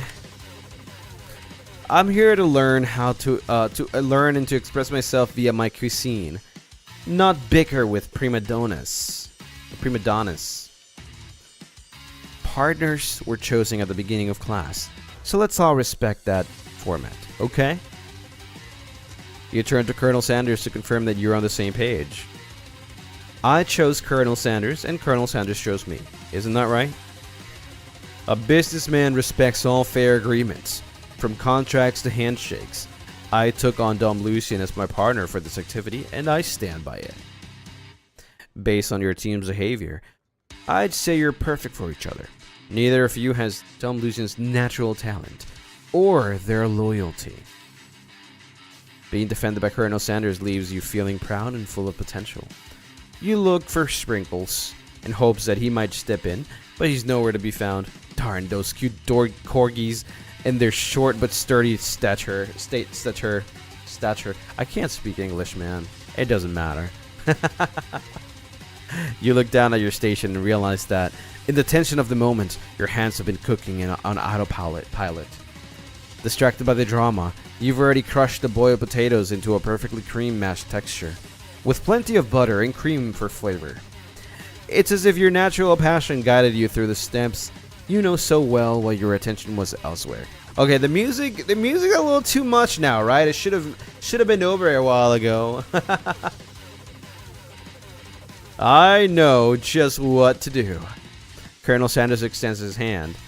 He's holding a beautiful white porcelain gravy boat, out of which pours a smooth brown gravy, smothering a nearly finished potato dish. Why is she still here? There we go. Finally. Gravy flows down the mound of mashed potatoes. The results look spectacular. Granny would be very proud. Colonel Sanders holds a spork out to you. You reach out and grab hold of it, but he doesn't immediately let go. The two of you stand holding the same spork, and for that small moment, all of the madness and pressure in this crazy world stops. Your eyes lock. The moment is electric. Time stands still. If you love something, set it free. Together, you dig the utensils into the mashed potatoes and lift a heaping sporkful up. When you see Ashley with a sinister look, you know she's plotting against you to be with Colonel Sanders. And then, filled with rage and without thinking, you fling the sporkful of mashed potatoes right into Ashley's stupid, beautiful face. Van, do something, do something! Scooping up a fingerful, Van tastes the dripping mashed potatoes and gravy that realizes is delicious. Horrified by this revelation, he slinks away. Will he ever be able to cook something with such love and integrity? Hold on right there. Tom Lucien, we do not waste food in the broom cooking arena. Colonel Sanders, I expect better from you. If you throw one more spoonful, you'd both better be prepared to eat it from wherever it lands. Can I have potato face? Van brushes back over, a covered dish in his hand. Mashed potatoes with gravy. Pathetic. In just a few minutes, I prepare a full meal. Gaze upon my specialty, braised tentacle of octopus in my silky saltwater sauce, plated on a battle axe blade forged by my supreme chef ancestors. That looks pretty good, actually. That actually looks pretty good. You've ignored me for too long. That ends now. It is I who will have the first bite, and you will all look on with envy. The interrupting student rushes at Van and swipes a bite of his signature dish right off the plate. No, don't! Something about this dish doesn't strike my nose quite right. I think the octopus was rushed and may have turned in the process. The result could be toxic. Too late. It has been eaten.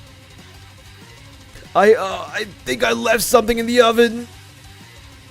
Oh, I don't feel so good. Oh my god, he died! Ain't no way! He actually died! Everyone step back. Don't take another bite.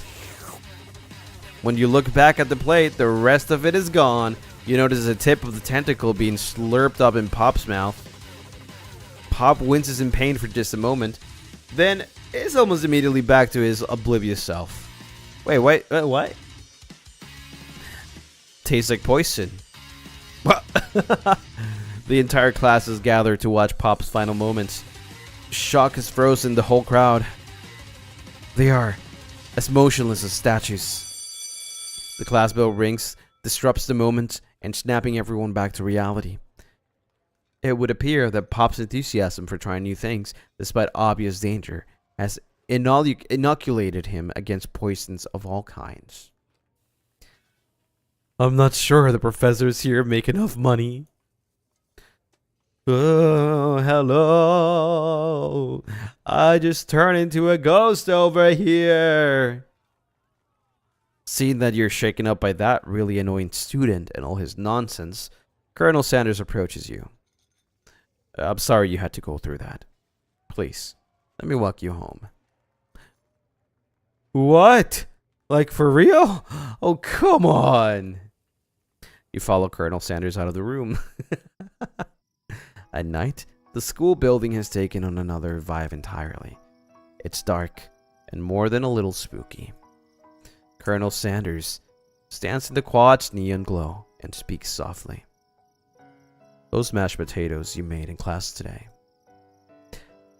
Before you go on, I want you to know they're not a great representation of my skills. I didn't even realize I was making them. They were amazing. Tasting them, it reminded me of why I became so passionate about food to begin with. Colonel Sanders is getting choked up. Cooking is obviously important to him in a way that you find inspiring.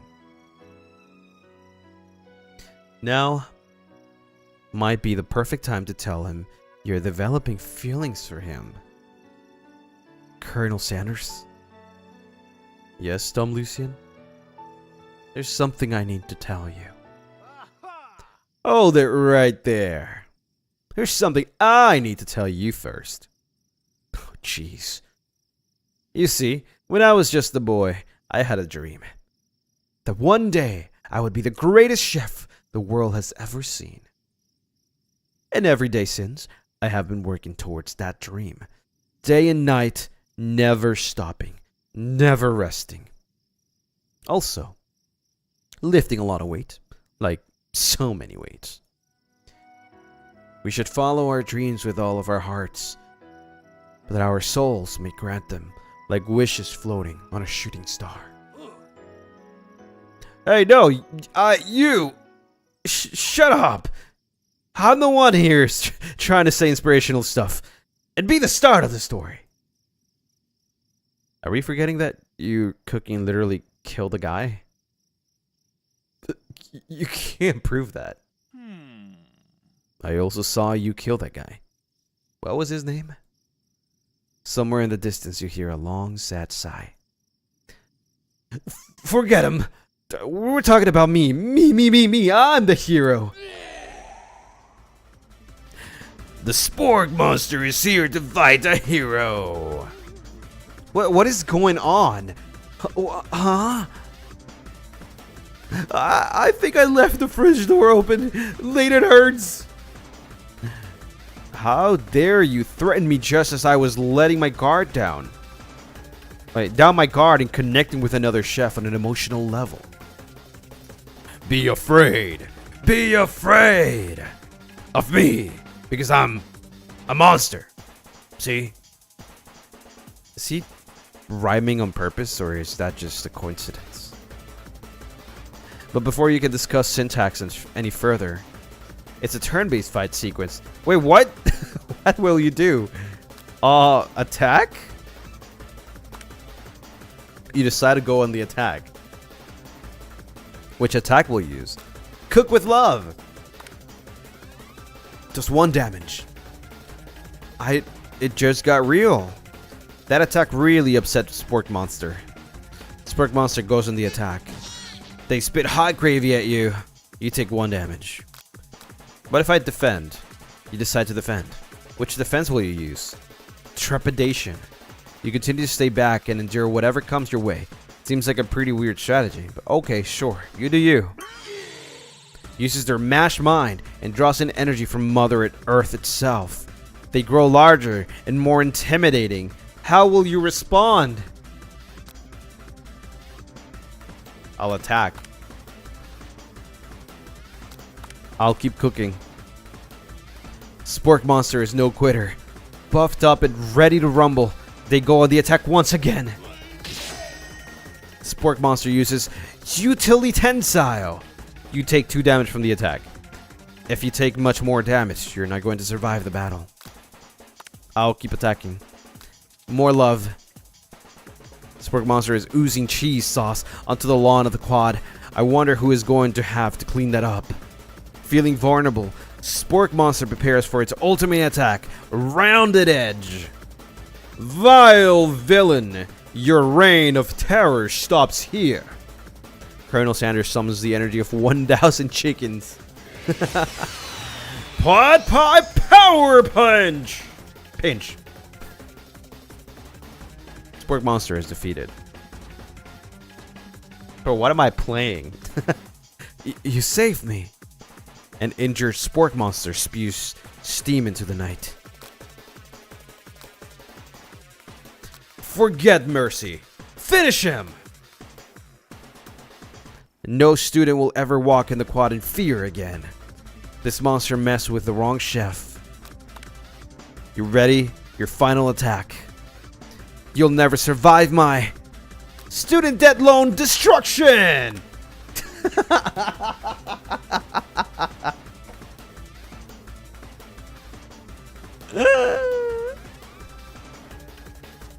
It's completely vaporized. Colonel Sanders looks on in awe. You continue to surprise me, dumb Lucien. The defeated monster left behind a special item. It appears at first to be a cookbook, but upon closer inspection, it's so much more. It's a book of magic spells, with a golden chicken on the cover. You open the cover and find a library card tucked inside. The last name to have signed it out is Borko. Borko. That name sounds strangely familiar. Your blood is pumping as you stand in the quiet of the night, holding the mysterious book in your hands. As you come down from your battle buzz, you realize that your final attack has left you completely depleted. The world around you begins to fade away.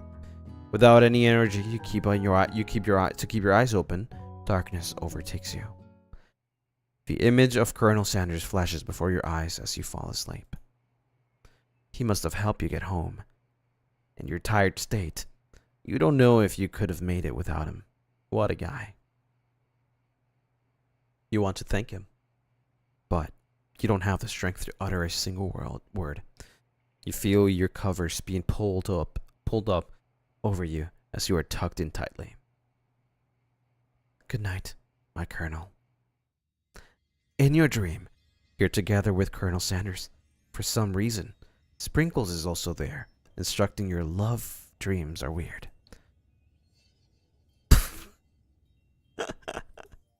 You awake on day 2 and attempts to process the wild vision you had. Are they memories or premonitions? You lie in bed and stare at the ceiling, thinking about the secret you discovered while tasting Colonel Sanders' cooking yesterday. You can't believe he really used... And then there was that secret ingredient that Colonel Sanders went ahead and told you outright. Not much of a secret, huh? It's probably just because he already trusts you so much. Sure, that makes sense. We'll go with that. You meet up with your bestie in front of the school. Before you can tell her about your encounter with Spork Monster, she launches into a story of her own. Okay, I know this might sound a little strange, but I think I might be, I think I might like Clank. What?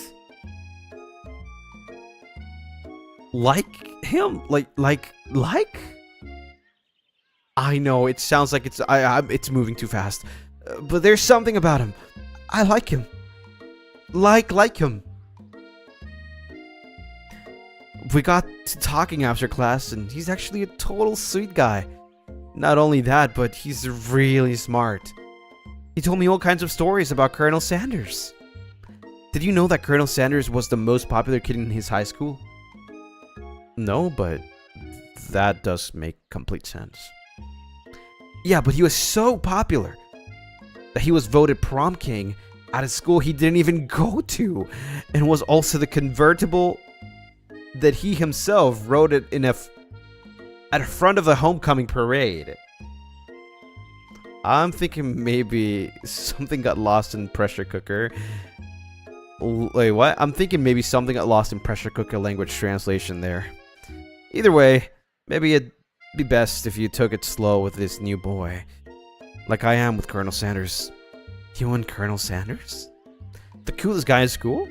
The most famous student to ever attend University of Cooking School Academy for Learning? You're a thing now?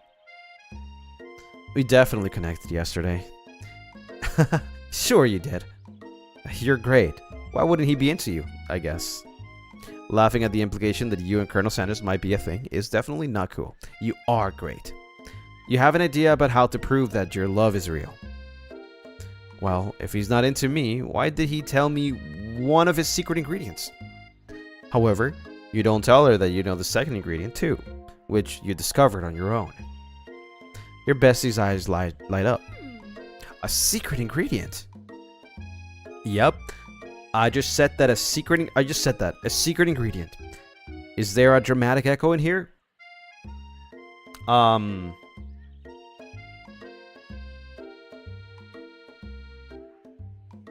secret ingredient.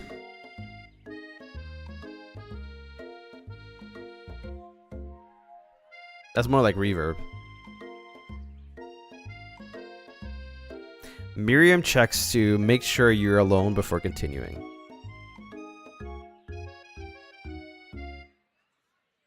So this summer, while I was on vacation with my family, a lovely man approached me in the botanical garden where I was wandering. This can't be good. He told me all about his passion for spices. Secret spices. The man even gave me some to show me what he meant.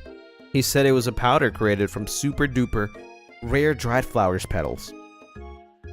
And that if I did him a big favor, I could have some of my own. Please, Miriam, don't tell me. So I filled my suitcase with them and brought them home. He was so nice, he even met me at the gate when I arrived. Later, when I cooked with them, a very strange feeling came over me, and the flavor was unlike anything I've ever tasted. I think you're being very liberal with the meaning of spices here. Whatever. Anyhow, we both share an interest in cooking, so we've stayed in touch, you know, like pen pals. I bet he would love to know more about new spices. Is she talking about what I think she's talking about? Well, I'm definitely not supposed to share Colonel Sanders' secret recipe. And besides, I only know the one ingredient, so I doubt it'd be much use to anyone. Please, please, please. It would mean the world to me. No one has to know it came from you or Colonel Sanders. What do you think? Should you protect Colonel Sanders' secret or share with your bestie? Make up a fake ingredient. Yeah. You quickly think of a fake ingredient name. I don't know. How about... It was Eye of Newt. I know. Sounds like some kind of witch poison. But what can you do? Eye of Newt. Wow. Her eyes light up imagining such a thing, and you figure out you've satisfied her curiosity, and she will move on. However, she immediately turns around and does some thumb typing on her phone that you can't quite see. That's probably not good. Before you can ask her to confirm that she was definitely not texting secrets to other people, you're interrupted. A wind rushes in. Cherry blossom petals fill the air. It's him, isn't it? What the? It's Colonel Sanders. He's arriving at school. Stand back and admire his majesty. Run to him.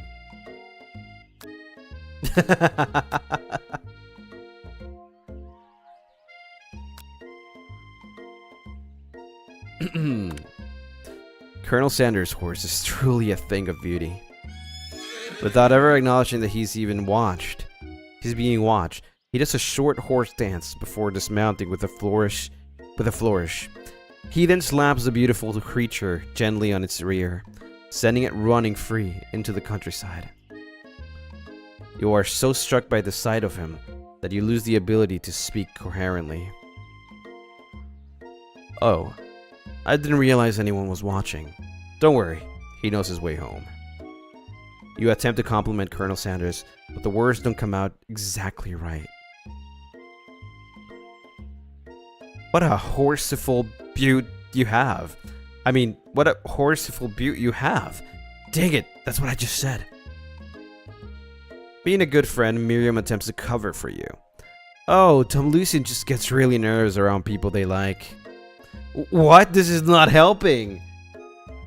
I mean, they got food poisoning and were up all night. It was gruesome. You should have seen it. She gives you a wink and a smile, as if to say the situation handled. Can't blame a girl for trying. And with that, Colonel Sanders disappears into the school, leaving you and Miriam to follow. When you enter the classroom, you can see your two rivals, Ashley and Van Van, are doing something bad. By the way, they're hiding. You know it must be really bad. Like, counterfeiting recipes bad. Experimenting with restricted ingredients bad. Summoning a demon bad. You try to get a peek over Van Van's hulking shoulder. Whoa there, little one. I'm not sure you're ready to handle this. Why don't you make like a bee and mine your own wax, honey? What? Tell them to stop acting immature.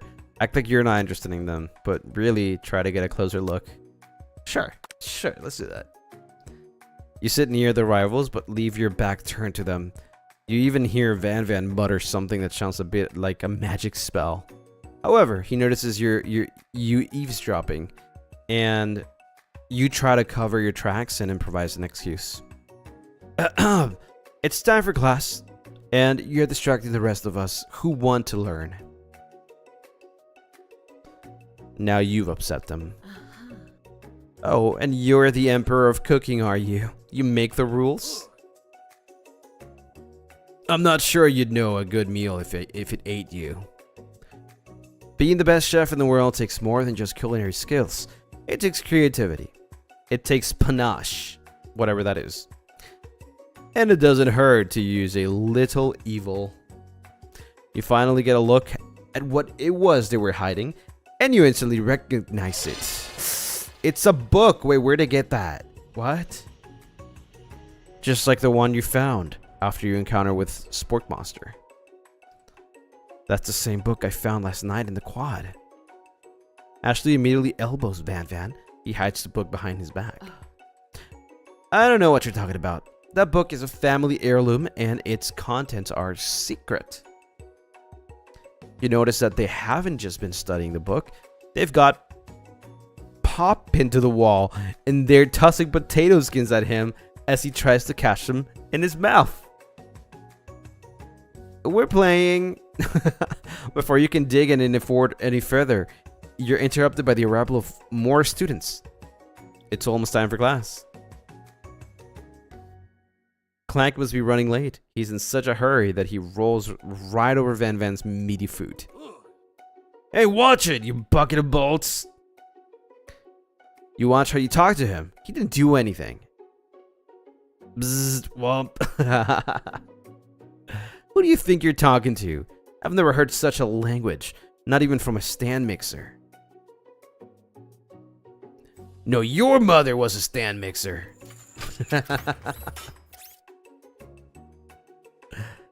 Van Van jumps to attack Clank, but Clank shocks Van Van, sending him flying across the room. Protect me, Colonel Sanders.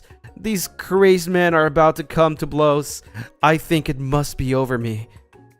But I'm not interested in either of them. Ashley's tone has completely changed in an instant. She bats her eyelashes at Colonel Sanders. Surely, you must know that this is a ruse, right? Gentlemen, get a hold of yourselves. Save it for the arena at least. Or don't, honestly. What do I care? I've got lofty career aspirations to focus on. Maybe I can help you with your business plan. Just then, Sprinkles arrives to signal the true start of the class day. He's panting, which doesn't seem that abnormal. He's a professor, but he's also a dog. Students, please take your seats. I apologize for my late arrival. I spent the morning chasing a car all around town, and my tiny legs are very, very tired. But I'm here now, and I hope you're ready to learn. Rub his furry dog belly. He loves it. After he catches his breath, Sprinkles regains control of the classroom.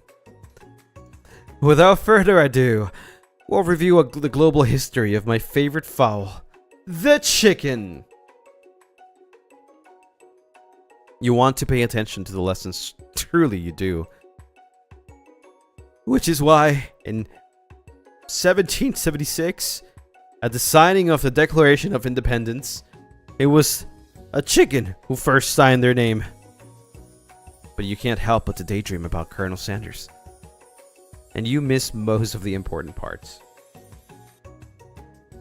But when you come to Sprinkles is holding a tray of food in front of you, well, Dom Lucien? Naturally, this appears to you as a sample splatter. Which item do you want to sample? Glass of water, shimmering pepper, a dog biscuit. I think we take a dog biscuit here. Not for me, I think. For them, right? Because of the shape it's baked in, you assume the dog's biscuit is a treat made by Sprinkles as example of his own culinary talents, perhaps? You reach out for it then, when Sprinkles jumps up and bites onto your cooking apron. What? What kind of monster would steal a dog's favorite biscuit? Your apron is left in tatters. The entire class looks in horror as you fall unconscious from the embarrassment. Getting between a dog and his bone probably isn't a great choice. Damn it. Game over. What? Try again? Eh? Wait, what?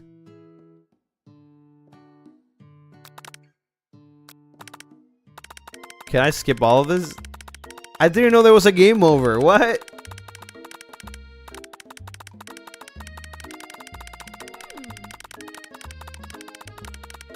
Well, maybe this will give me another option to choose.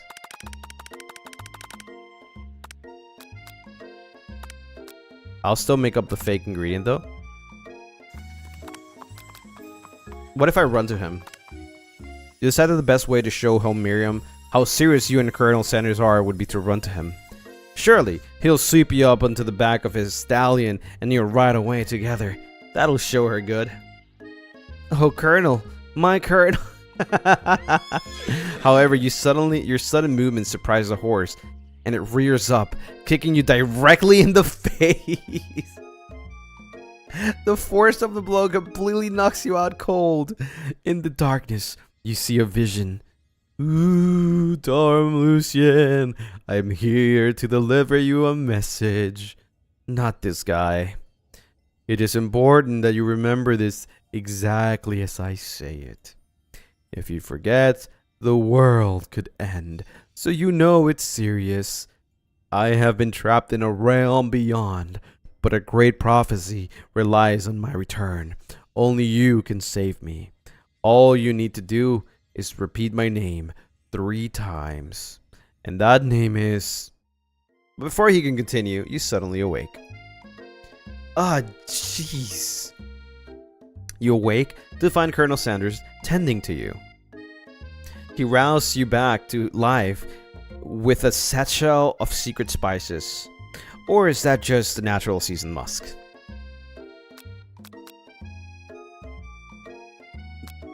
Straight up? Let's try that. Whoa, whoa, whoa. You've known him for a day. Are you really sure? I guess you must be. You put your arms around Colonel Sanders' neck and pull him in for a kiss. But he turns his face and you awkwardly kiss his ear. You can feel him shudder. Too soon, you clearly mistook his compassion for love. Your soul crawls inside of itself, and you instantly died of embarrassment. No way! Frick this guy, bro. Game over.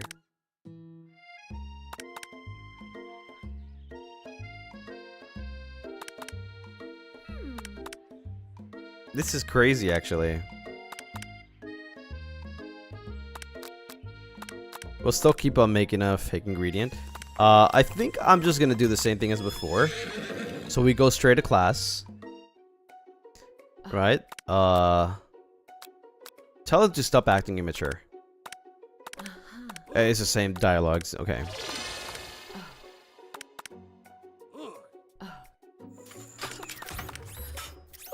She's kind of scary though. Okay, we gotta choose something different, right?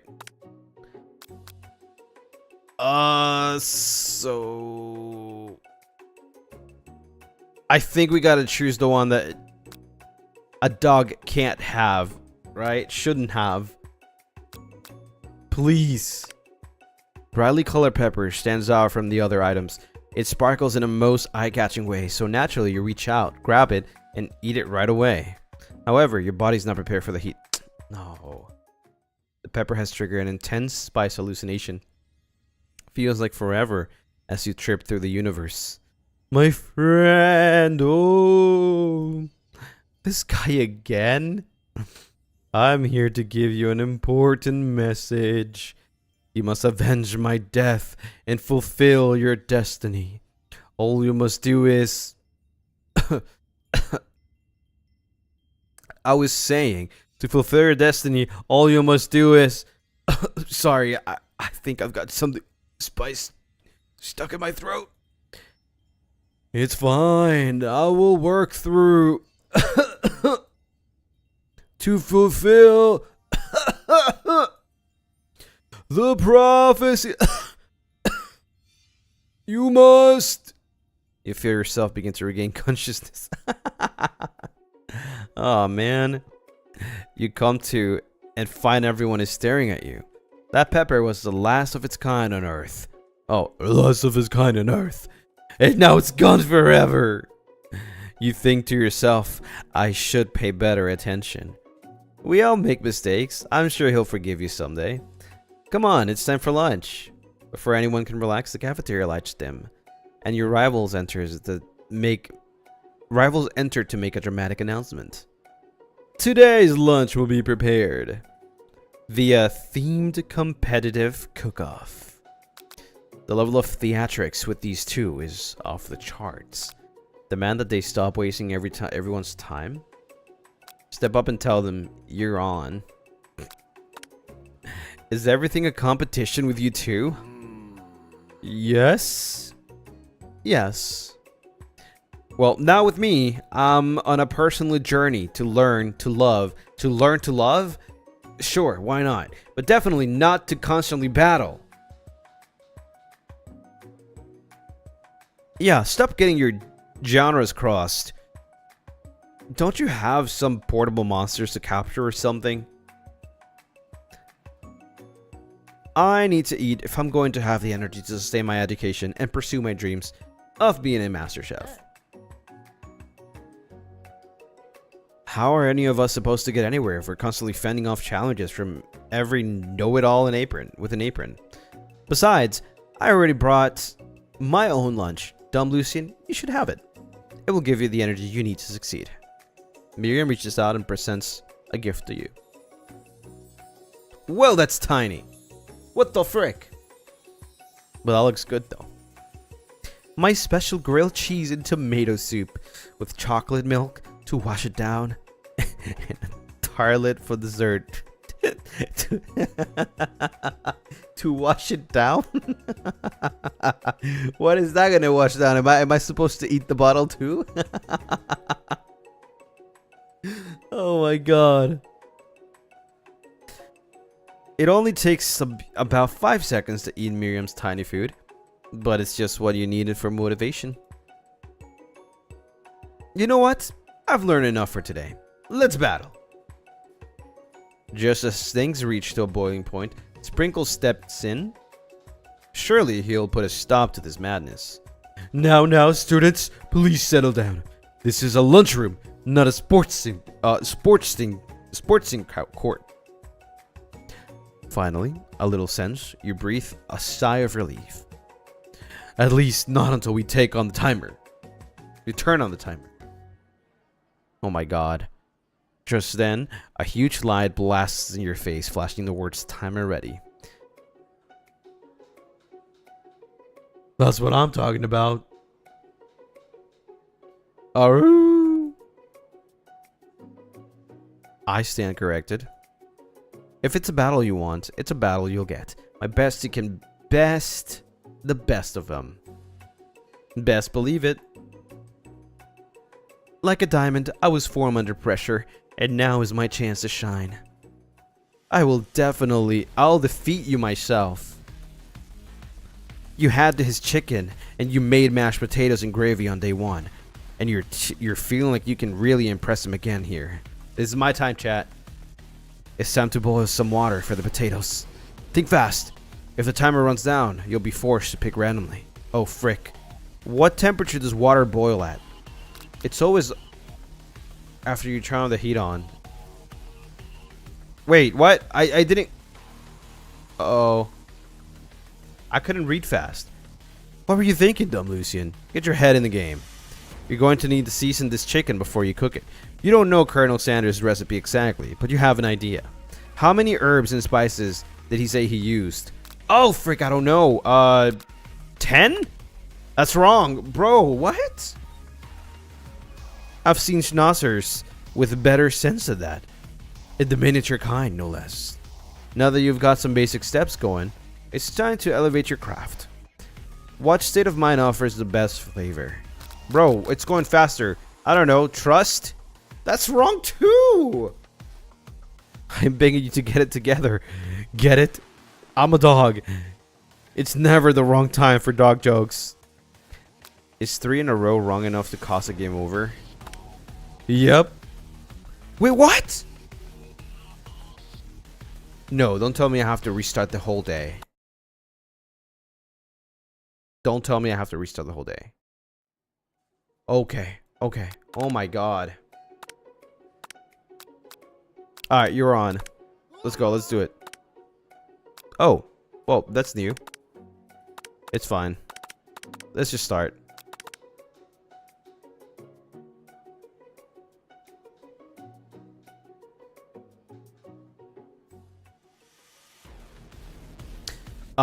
I really don't know which was the right answer. I'm not gonna lie. But shouldn't it be 100 F? That's wrong. 11? Oh yeah, that's right at least. Okay. Vigilance? Most flavor vigilance? Gratitude? Gratitude? Okay, okay. When you were a child, your father told you to never forget where you came from. Every day you meditate on this advice and draw energy from that place. Now would be a great time to harness that energy. So where does it come from? Deep beneath the surface, or I don't know which. Oh my god, I just chose. Okay, whew. Aroo. You try to shut out the noise of the arena and focus on your cooking. What is the sound of success? Bubbling silence. Sizzling? No! You notice Colonel Sanders out of the corner of your eye. I believe in you, dumb Lucien. He's actually cheering you on, which would be awesome, except knowing he's watching you make you totally forget what you were doing. Now all you can think about is Colonel Sanders. How many? Wait, Colonel Sanders' face looking to the no! Bro, what do you mean? You are stranding on a desert island with only one dessert cookbook. Which do you take? What a hunk. I know, right? You know what? Shouldn't you be focused on the challenge? You're falling behind. Sorry, I forgot. Frick. What am I doing? You're really struggling to keep up. At the next station over, Ashley has already begun plating elements of her dish. It's colorful and complex. To make up time, you toss your biscuit dough into a stand mixer. As you do, the crowd gasps. Yikes! Oh. I know you love nothing more than seeing a fellow appliance utilized in a kitchen battle, but sometimes that means sacrificing that personal touch. You might not have any hands, but dumb Lucien does. And a good chef needs to be touching the dough to know when it's properly mixed. There's an easy way and a hard way. You don't get far by going the easy way. When you hear everyone talking, you realize how serious your error was. You immediately shove your hand into the mixer and rescue the dough before it's overmixed. Oh my god. What are but you're not fast enough and your hand gets stuck. It's immediately crushed by the quick what?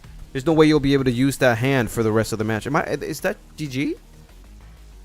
What you often find is that the easy way can turn out much more difficult.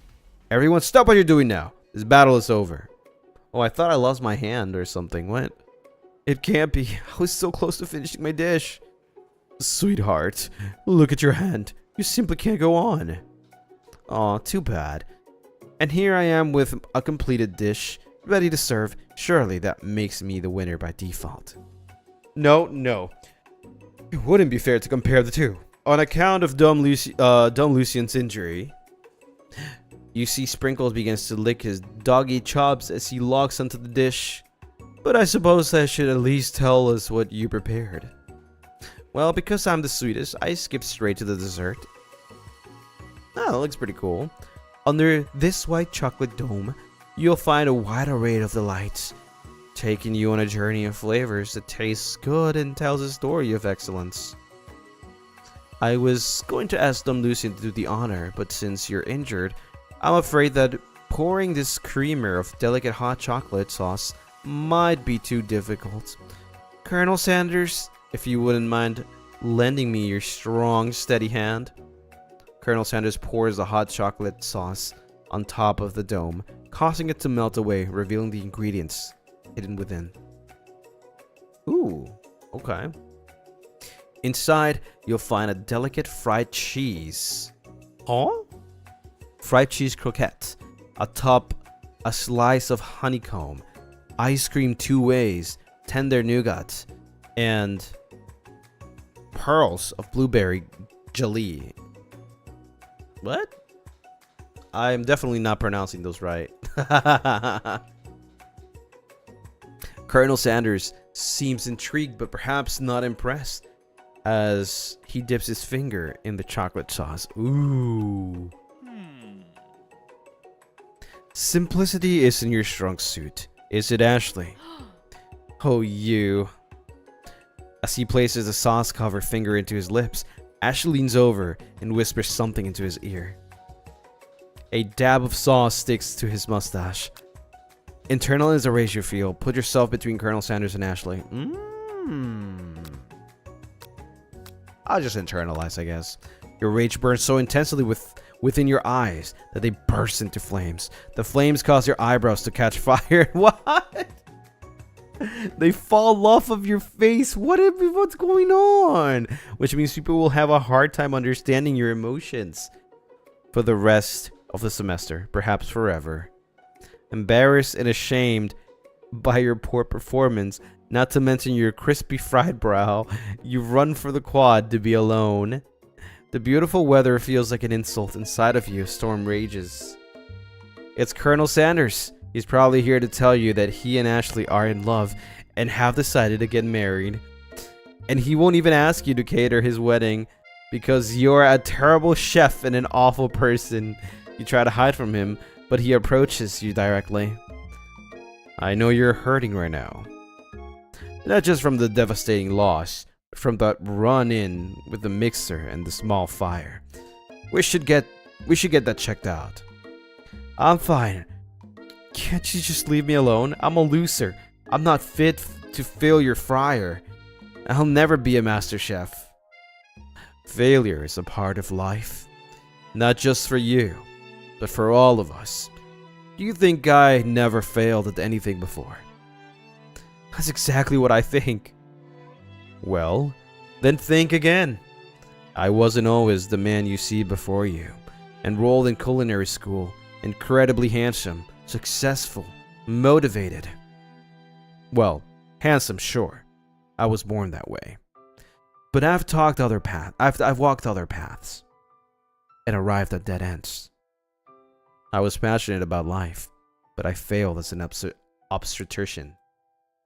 I was passionate about justice, but I failed as a lawyer. I was passionate about livestock, but even I failed as a mule handler. That one's especially humiliating. Meals can be so cruel. I didn't know. People see my delicate ribbon tie and my well-kept beard and assume that I've got it all together, which is true now, but it hasn't always been. Sounds like this guy could really use a hug. I resolved then that I was going to amount to something. No amount of hours, labor, or money could deter me from giving the best I had to give.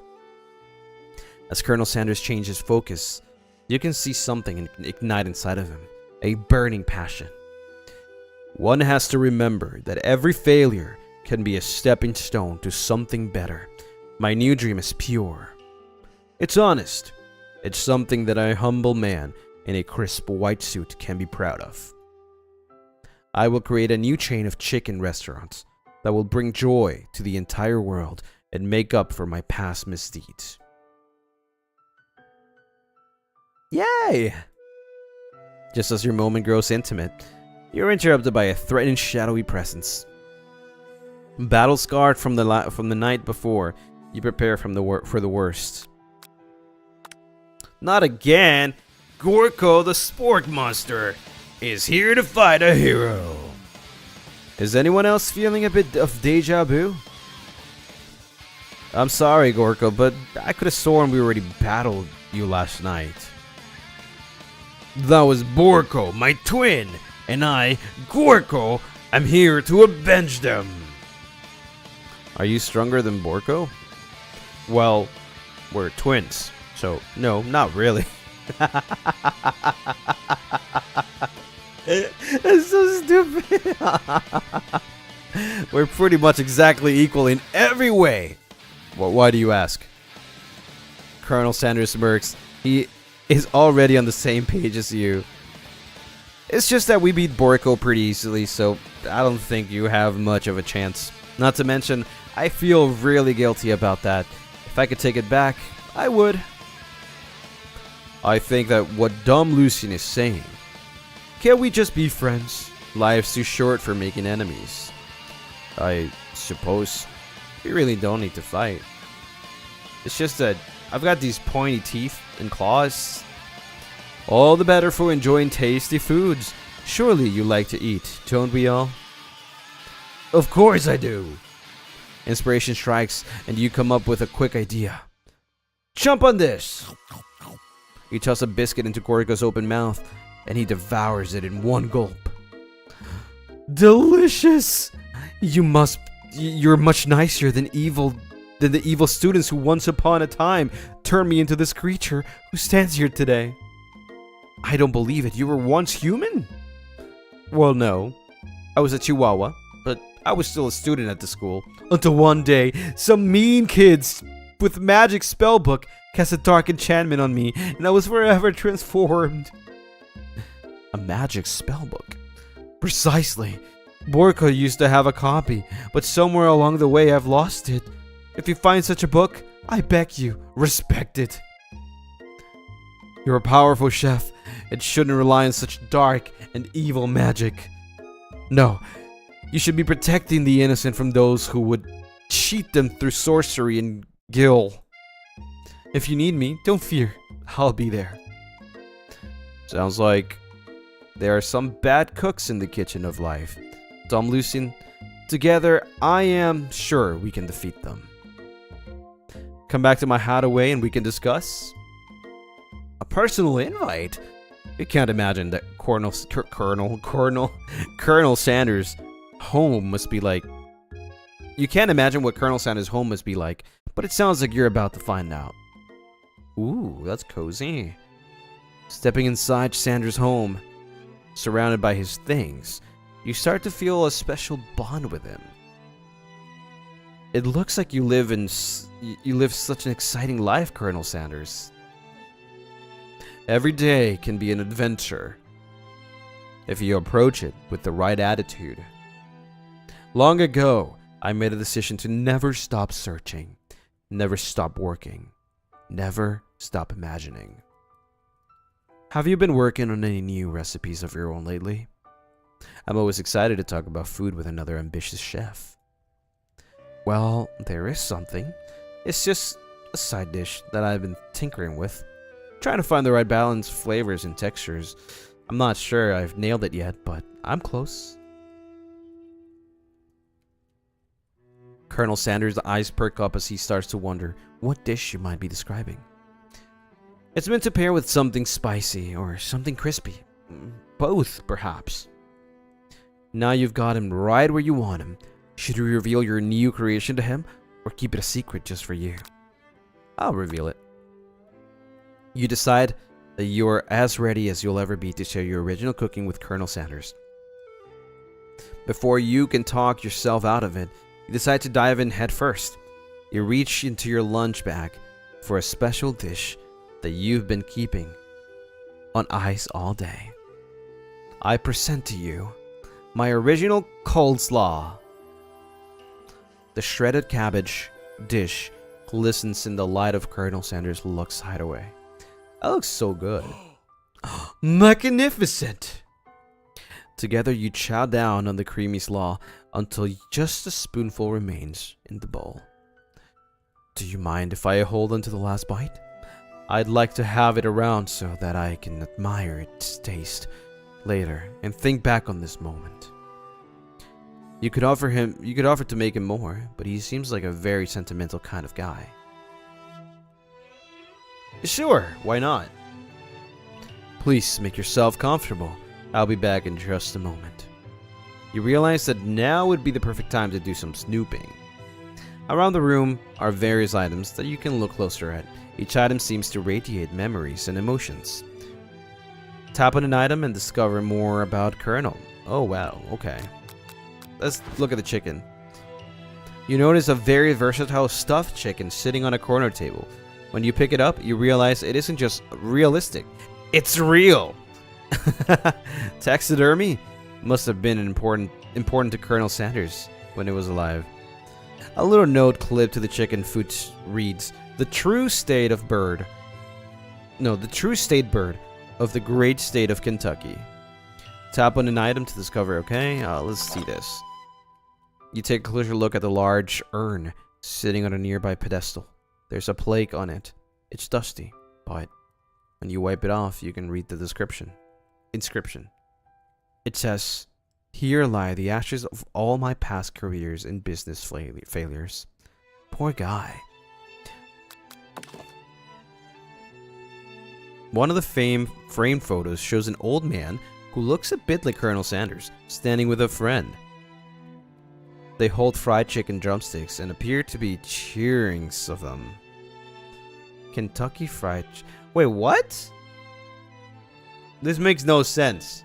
You look closely and see that there's a short inscription. I wonder who my friend Pete is. Door. You open the door to Colonel Sanders' closet and find a row of his signature white suit hanging within. You take one of its hanger and try it on. The jacket is a bit big for you, but it's soft and comfortable. You give yourself a deep hug, breathing in scent. They say that home is where the heart is. Is this what they meant? Before you can look any further, you hear Colonel Sanders returning. He has a new dish that he has been working on, and he wants you to taste it. You try to act casual until he asks you why you're wearing his jacket. I don't usually loan those out, but I must say, it does look good on you. Oh crap, the jacket! You forgot to take it off. You decide that now is the moment to make a big move. You tell him you're cold. You fess up and tell the truth. I'm cold.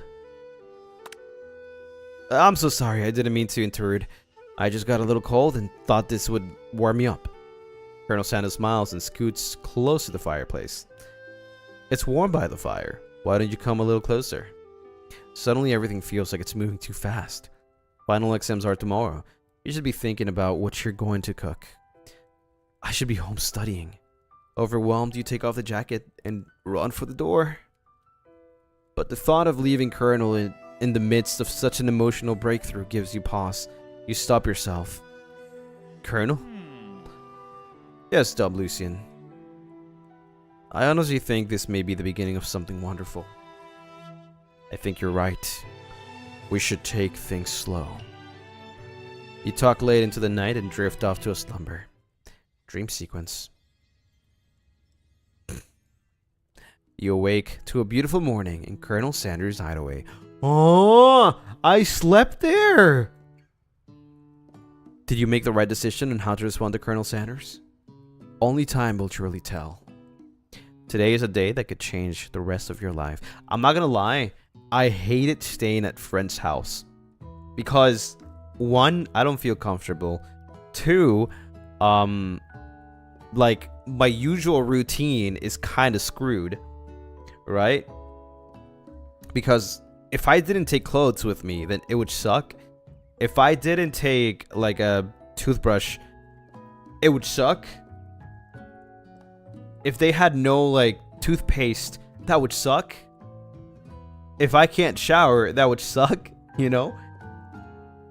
I really hated it. So, like, every time I stayed, like, at friend's house, I would have to leave very, very early so that I could actually, like, you know, go home.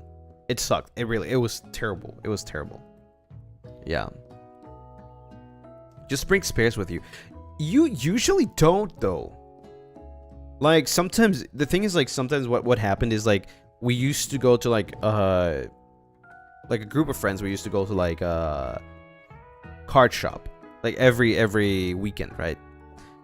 And that was the plan. But then, like, we hang out for too long the day that it just turns, like, too late. Right? And then you're like, oh, it's too late to go home, so, like, I might have to stay over. And it just happens that, you know, you didn't bring clothes.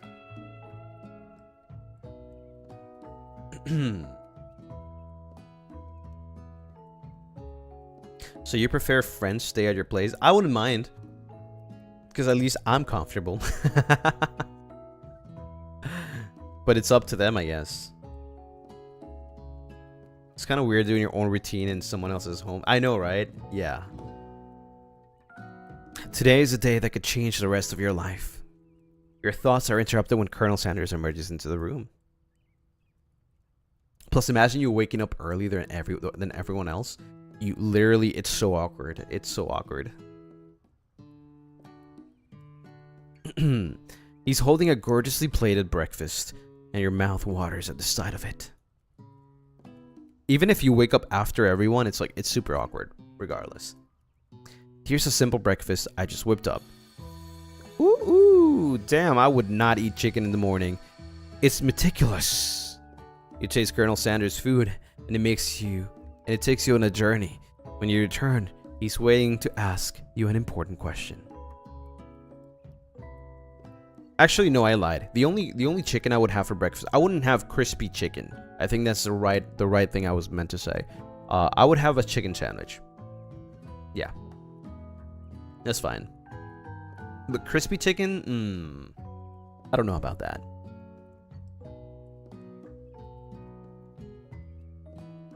Ever had chicken and waffles? Actually, no. But it sounds good. I should definitely check that out. So, would you say that we're the perfect match? How presumptuous. My cuisine and your taste buds, that is. Such confidence, such grace. Could he be the world's greatest gift cookery? Take him down a peg? What?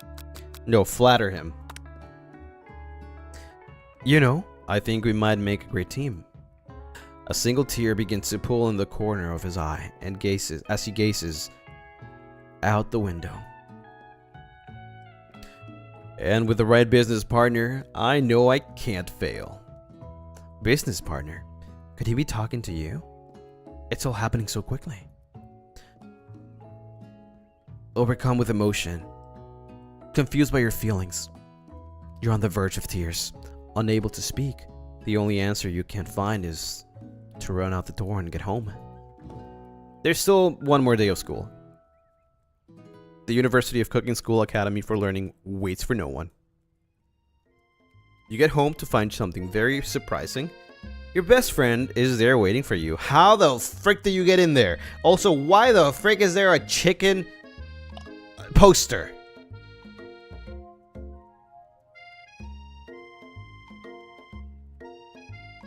Where have you been?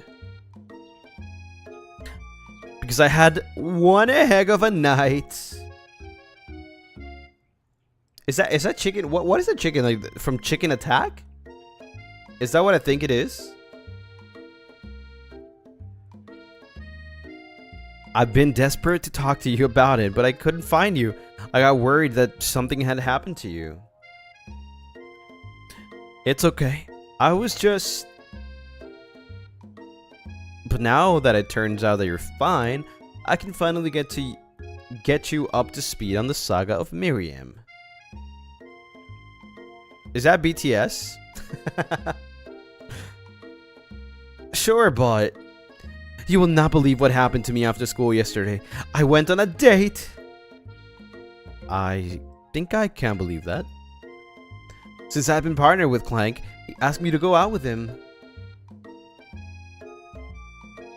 Of course I told him, you better keep your dials turned to polite and respectful. I'm not that kind of girl. But he was just interested in spending some one-on-one time together and getting to know me, so I said yeah, sure, I can get to know the little metallic guy.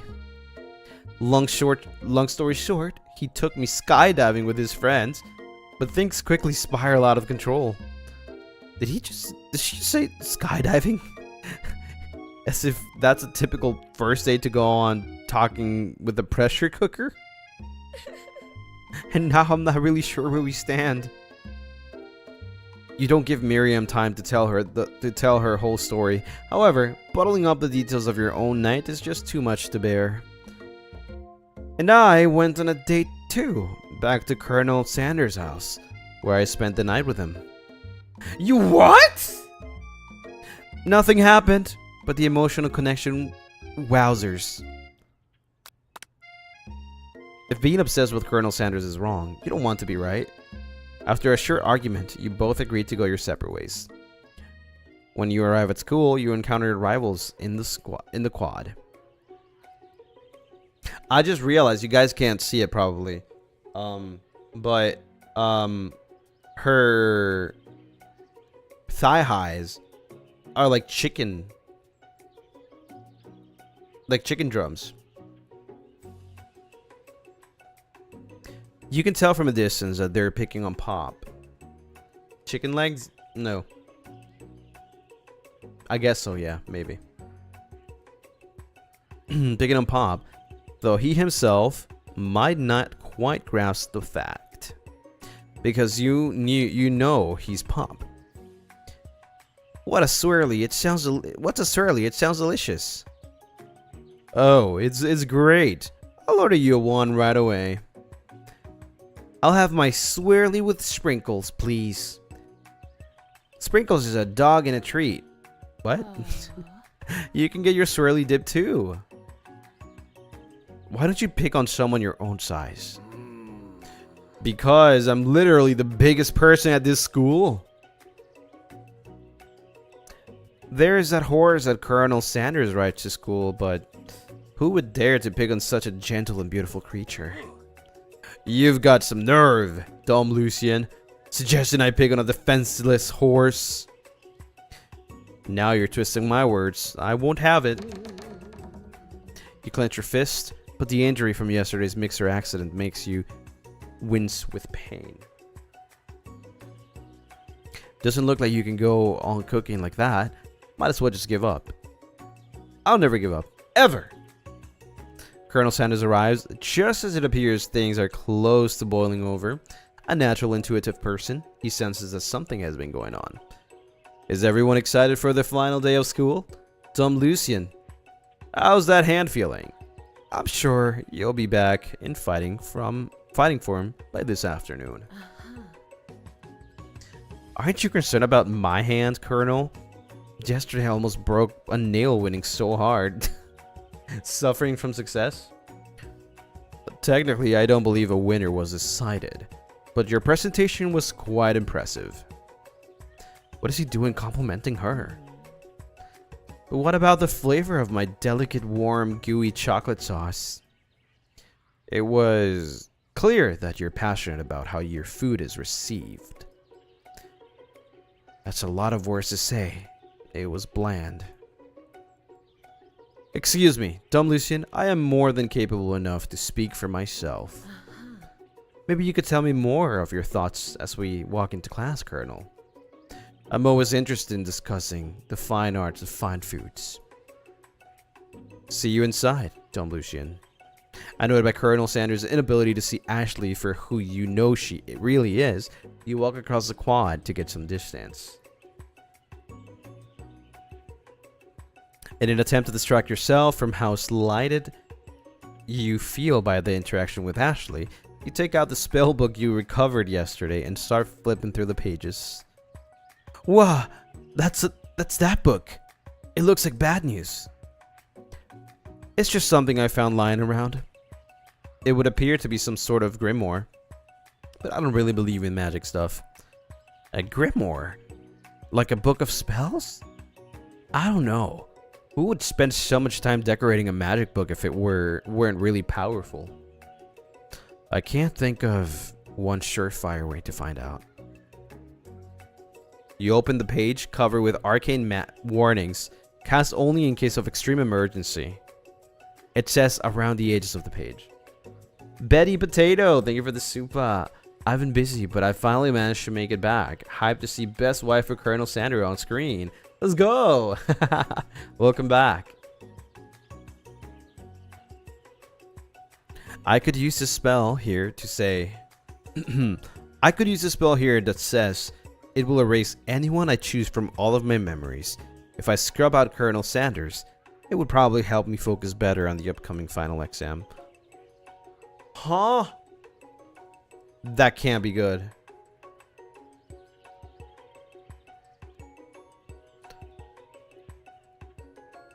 That is way drastic. Couldn't you do something else, like anything else not rooted in dark magic? Maybe tie a string around your finger. Okay, fine. It is drastic, but desperate times call for desperate measures. You've got a memory erasing spell sitting right in front of you, and a pretty good excuse to try it out.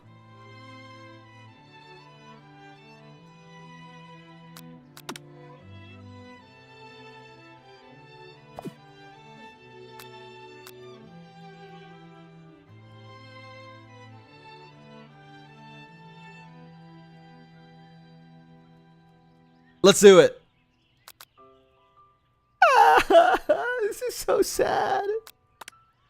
You begin to recite the spell, but you stumble on the words, and the only effect it seems to have is to make you forget what it is you were doing.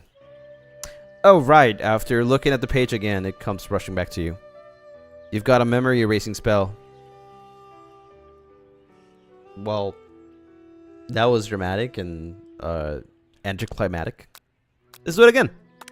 You begin to recite the spell, but you stumble on your words. The illusion of choice. The illusion of choice. You take your friend's advice and put the book away. It's almost time for class. Sprinkles is already in the room waiting for the students to arrive. He clears his voice to make a quick announcement. I want you to know I feel something a dog moment coming on. But I assure, it's nothing to be afraid of. His cute little nose scrunches up and he begins to breathe quickly. He must be hungry. Reach for some old homework to give him as a snack. Dogs can be rather unpredictable, especially Sprinkles. Wait to see what happens. You reach into your backpack and grab some homework from last semester that you forgot to turn in. Sprinkles immediately goes for it and gobbles a sheet of paper like it's a piece of fresh chicken rawhide. I apologize for the outburst. I know it seems cliche, but not much in this world satisfied like an ungraded work. My, dumb Lucien, were you studying something with cinnamon? I have been sitting in on a lecture series around the art of cake baking. How insightful. This actually brings up an important point. Thank you, dumb Lucien, for reminding me to dole out this indispensable bit of wisdom, you see. But before he can go any further, Mirren's love drama spills over the class. Sprinkles is interrupted by Ware's and sparks coming from the back of the rooms. I told you to save it for after class. No, he's crying. You think I wanted to be thrown from a plane strapped to a stranger? Miriam and Clank appear to be arguing, but you still haven't learned to speak Clank's language of mechanical noises. But no, you had to show off to your cool kid friends Jeff and Joan, J and J forever. Watch us from a triangle in mid-air as we descend. Triangles are the strongest shape, don't you know?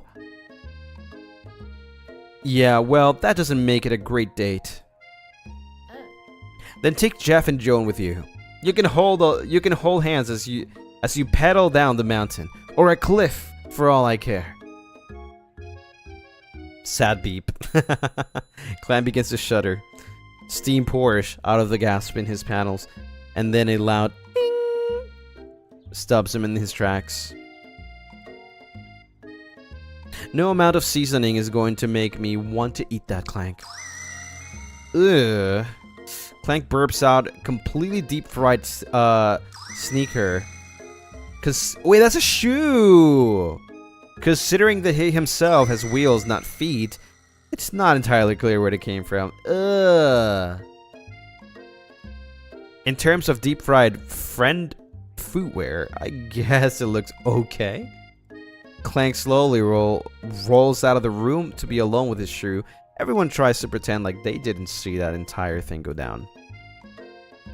Nothing like a loud public breakup to cast a pall over the final day of school.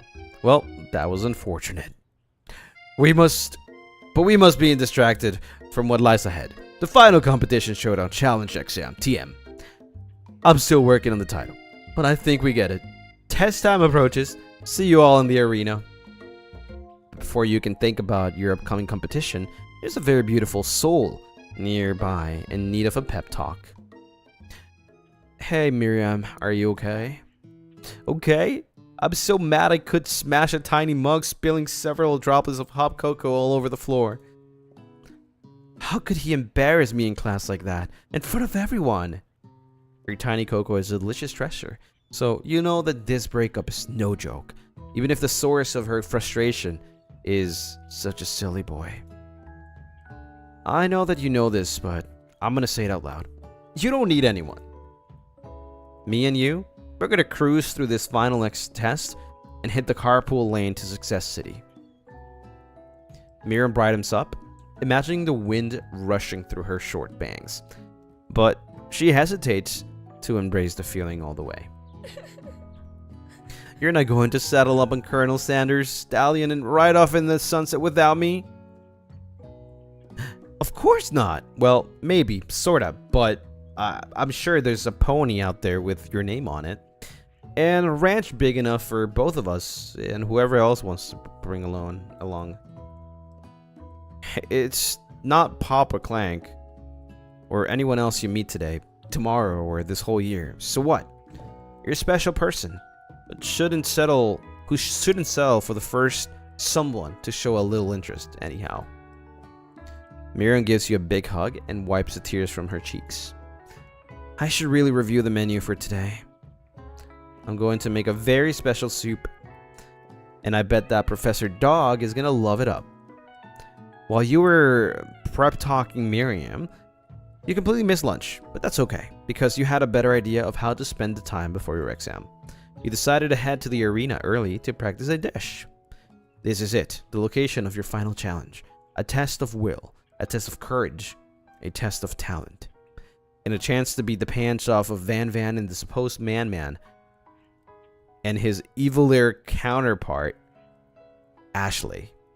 As planned, you begin to run through a quick test of a recipe you've been working on, Dumb Lucien's famous chicken pot pie. After practicing for months, making this dish comes second nature to you, and you're able to quickly get a fresh pot pie in the oven. But as soon as you do, your cram session is interrupted by Colonel Sanders. Why is there always sakura leaves? Dumb Lucien, what are you doing here? There's still time before the final exam. Oh, just taking it all in. I'm big into visualizing success. I'm looking at my station and picturing victory. The pot pie has begun to bake. The smell is slowly filling the space around you. Visualizing, huh? That's too bad. I was hoping you were here cooking something delicious. You'd usually happily share your food with anyone who is hungry, but the last time you let Colonel Sanders get in your head, it cost you a cook-off. Decide that it's time to put your cooking above your romantic desires, but that decision gets hard to stick when the oven timer goes off behind you. Fess up about your practice dish, ignore it like there's no sound at all. Okay, you got me. I'm doing a little bit more than visualizing. I know.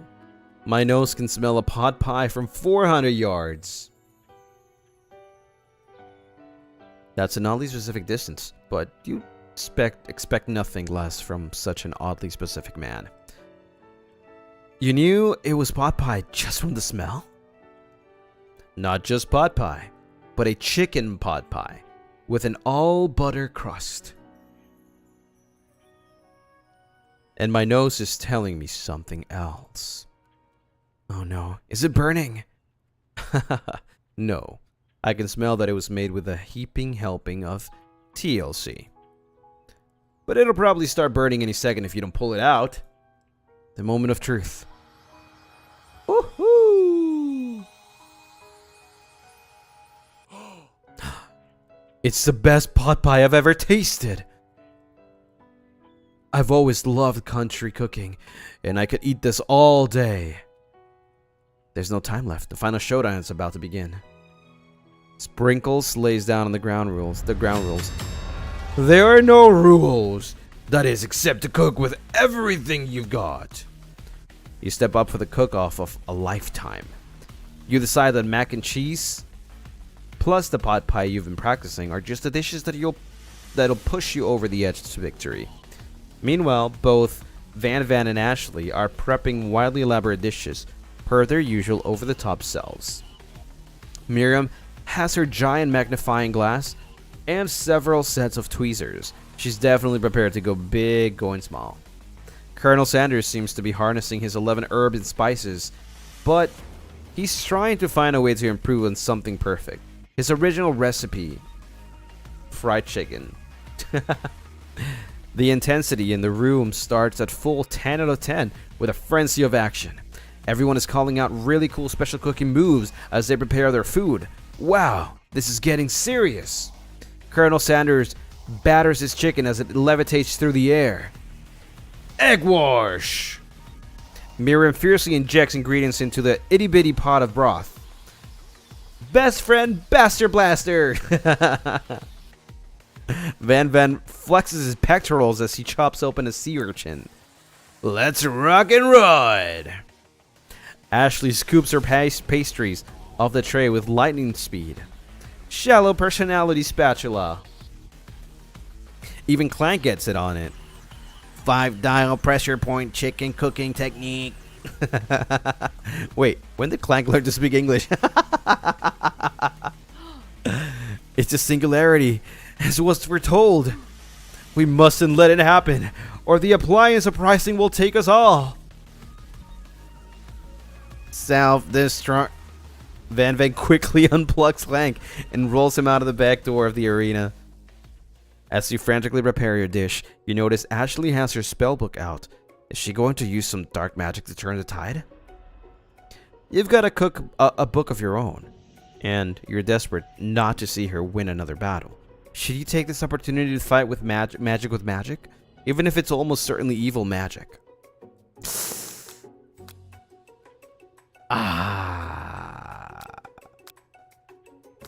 She's definitely gonna use something, right?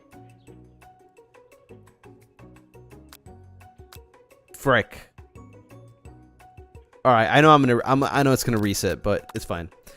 You take out your own spell book and let your instincts guide you to a page you've never seen before. It's a summoning spell that would conjure up a spork monster. Now seems like a good time to add some chaos to the mix. You have summoned me! The broom cooking arena. So many fond memories of battling in this place in my old life. In your old life? I was always the monster you see before me. No. Once, I was but a student like yourself who attended this school. Spork Monster notices the book you're holding. I see what's going on here. Things aren't going your way, huh? Been there. My friend, I try to cast a spell on myself to imbue my body with the powers of the favorite foods. As you can imagine, things did not go as planned. When spell says only cast in case of emergency, they mean it. I'm kind of a pinch here. Got any better ideas? The Spork Monster smiles, curls up mischievously. For starters, never cast a spell on yourself. Cast them on your rivals. Just tell me who is giving you trouble and we'll take good care of them. Your motion to Ashley, and before you can think better of this dastardly decision, he recites a spell that turns her into a chicken. Now a mere bird, she flaps her wings and glides off into the produce section of the arena, far from her station. Okay, gotta go, bye. This could be dangerous. You're immediately racked with guilt over this act of blatant transmogrification. I can barely read this. You don't know what to do. It would be poetic justice for Ashley to live out the rest of her days as a chicken, and yet that seems unspeakably cruel. After all, it's just a cooking competition. I'll try to save her. It's fine. You turn to the next page and cast a reversal spell. Chicken Ashley immediately transformed back into herself. Blah! She's in shock and still exhibiting some chicken-like movements, but otherwise appears to be alright. Is it just me, or does the chicken seem remarkably fresh today? Right. Then you realize that Colonel Sanders witnessed your entire sabotage. He is not impressed. Your heart sinks as you think of how much you might have disappointed him and ruined your chances of any kind of future together. Having suffered this huge setback, you don't know how you could ever win. I can do this. I have what it takes. I came here to win. Your hair turns mac and cheese orange as culinary energy flows through your body. My heart is pure. My hands are steady. My taste buds have been preparing their entire lives for. Yes, Dom Lucien, you are the chosen one. You will avenge me. The power of you'd been summoning immediately fades back out. You interrupted my inspiring monologue. Sorry. My heart is pure, my hands are steady. My taste buds have been preparing their entire lives for this moment. I will show the world my cookery. You begin to levitate off the ground. Energy courses through your body. You know that with this power you can do anything except turn back time, which would be super useful because while you were powering up, your chicken pot pie overcooked in the oven and can't be served. But don't worry, dear dumb Lucien, you may have suffered some setbacks, but all is not lost. Impressed with your fortitude, Colonel Sanders decides that you have earned his support. I've been watching you today, and I must say, I'm truly impressed. You've been thinking on your feet and rolling with your punches. He steps up to your station and stands right beside you. I'm here to help. All you've managed to make is mac and cheese, and time is almost up, so you're going to need it. Colonel Sanders, what about the test? What will happen to you? What about the rules? Following the rules has never really been my thing. I follow my heart. What a guy. Colonel Sanders unfolds a delicate white towel to reveal the most delicious fried chicken tenders you've ever laid your eyes on. And besides, sometimes unexpected combinations can have surprising effects that surpass their individual efforts. Are you suggesting if we combine forces, we can form the perfect food union? Time's up, students. With time expired, it's the moment everyone has been waiting for. You must now prepare to present your dishes. A handful of students stand tall, but the class seems incomplete. It seems we're missing some students. Pop? Clank? From off screen, you hear a pure and innocent giggle that can only come from one student. I'm flying! It sounds like it's coming from that broom closet over there. Medium, would you mind? Inside the closet, you see Pop hanging on a broom hook by the elastic of his underpants. Pop, get down here right now. Let me guess. Did Van have something to do with this? Yeah, probably. Snapdragon, thank you for the 3 months. Thank you.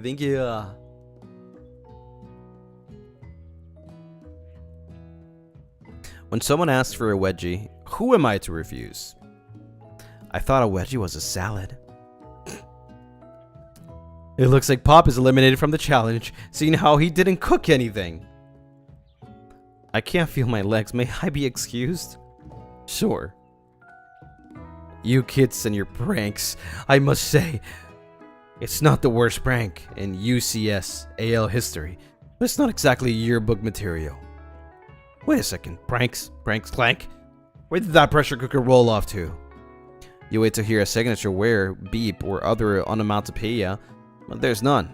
Somehow, must have gone unplugged, I guess. We'll have to figure that out later. That leaves for only 4 remaining students. Please collect your final projects. Yes, it has been a long semester. It's only been 3 days, bro. What do you mean? But after days of hard work, the time has come for me to eat. Miriam, please step forward. Now describe your dish. I've made tender udon noodles in savory soup. Woohoo! Damn. Now that's a talent right there, honestly.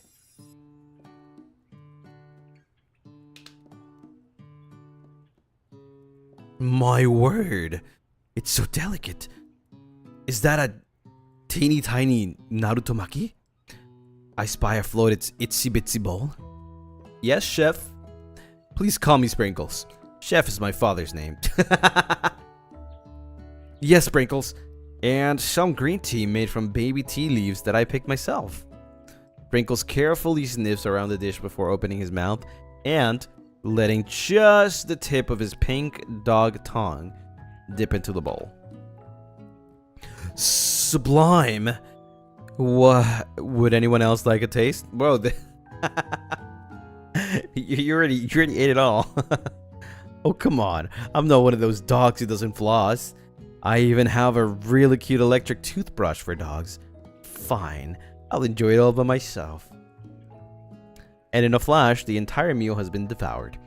Not that it took much. It was less than a thimble worth of soup. A+. Rarely do I taste a dish with such love poured into it as yours. Damn, okay, she got an A+. Miriam is overjoyed. She gives you a huge hug. Thank you, dumb Lucien, for helping me believe in myself. Van, you're up. Now, describe your dish. I made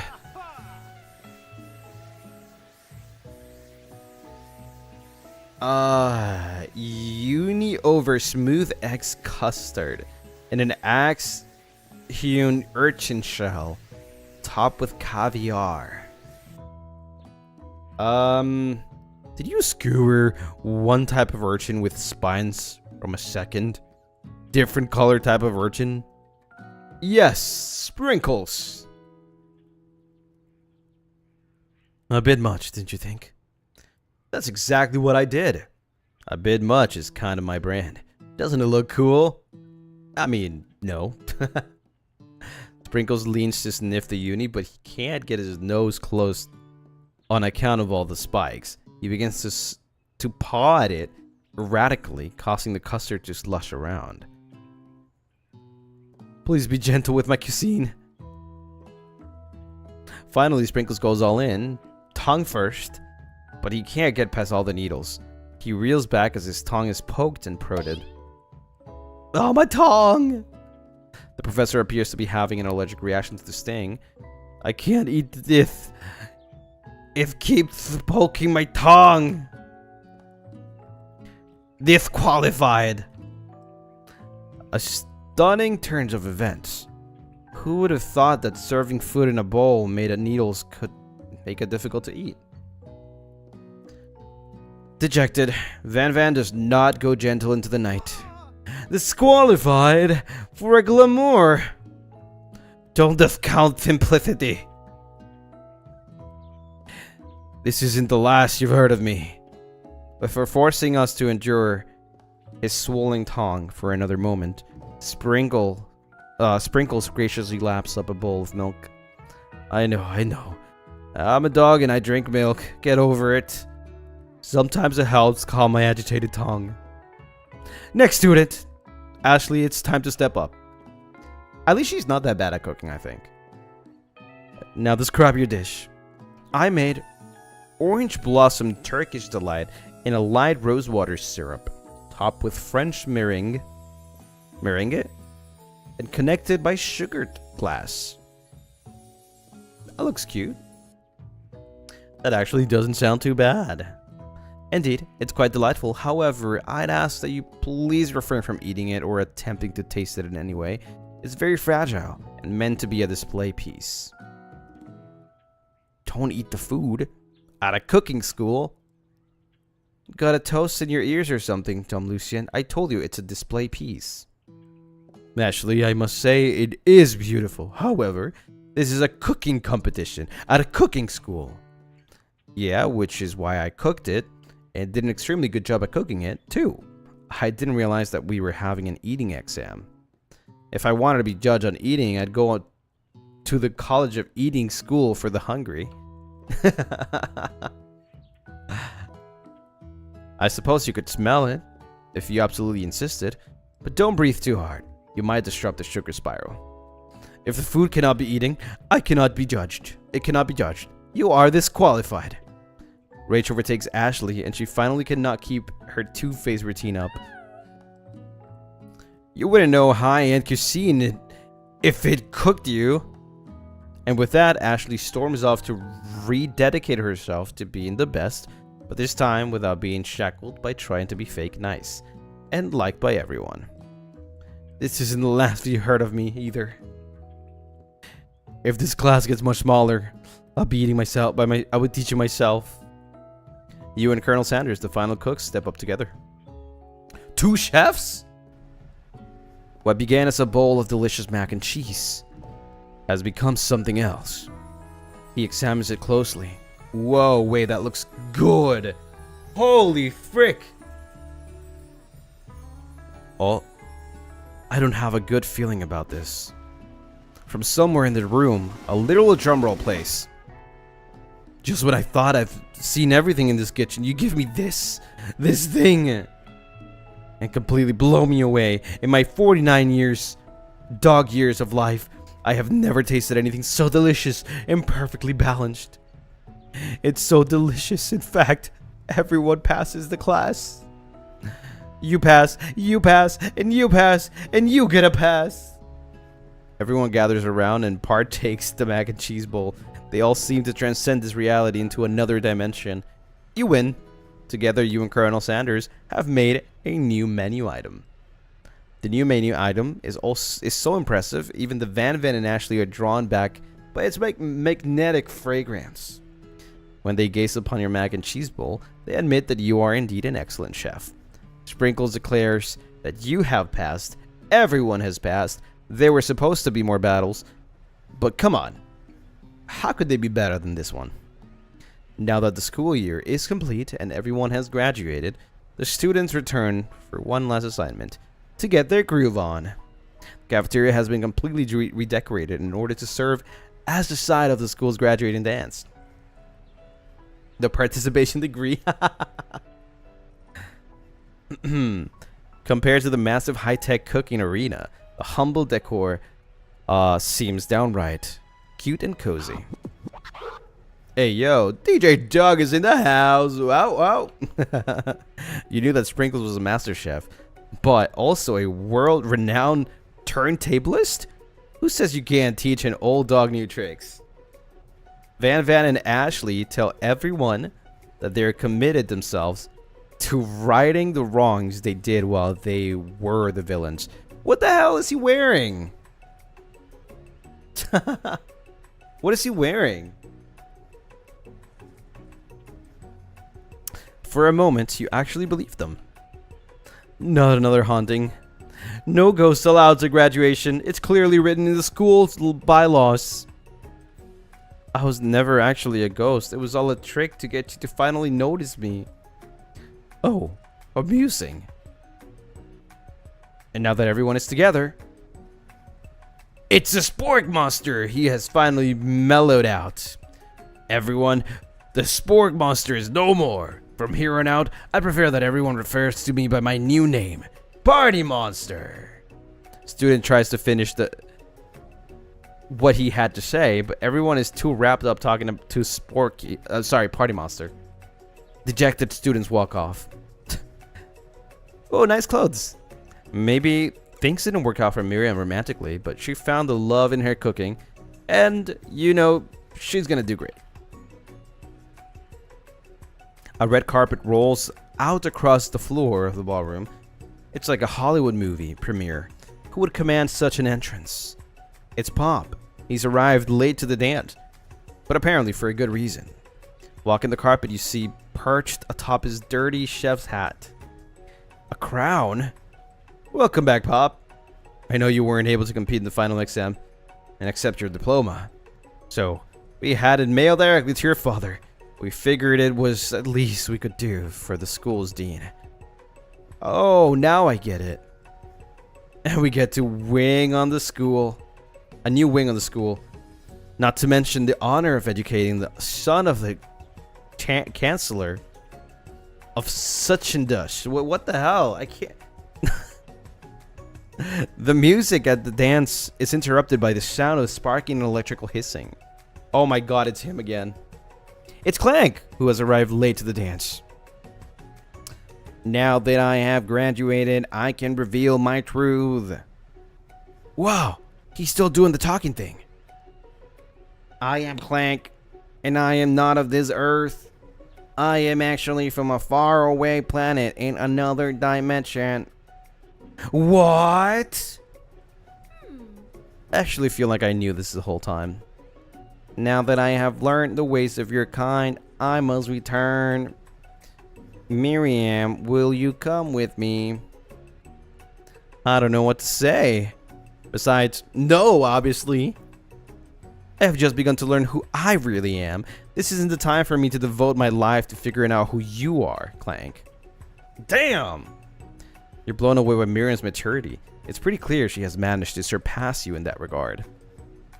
I understand. Kind of. Humans are weird. A portal opens up and Clank disappears through it. Finally, Colonel Sanders appeared, of course. Hey, yo! Yo, Casual Xanders. Howdy, classmates. Just the first day you met him, he has come prepared to feed the entire class. However, it's not enough to just give him a bucket of chicken. It's time for a full meal. Woohoo! Nice ad, bro. Nice ad. I didn't get to be the most famous chicken man in the history of Chicken and Man by not reminding people to go out and buy my chicken. The end. Nice ad, bro. No, it's not the end. Oh!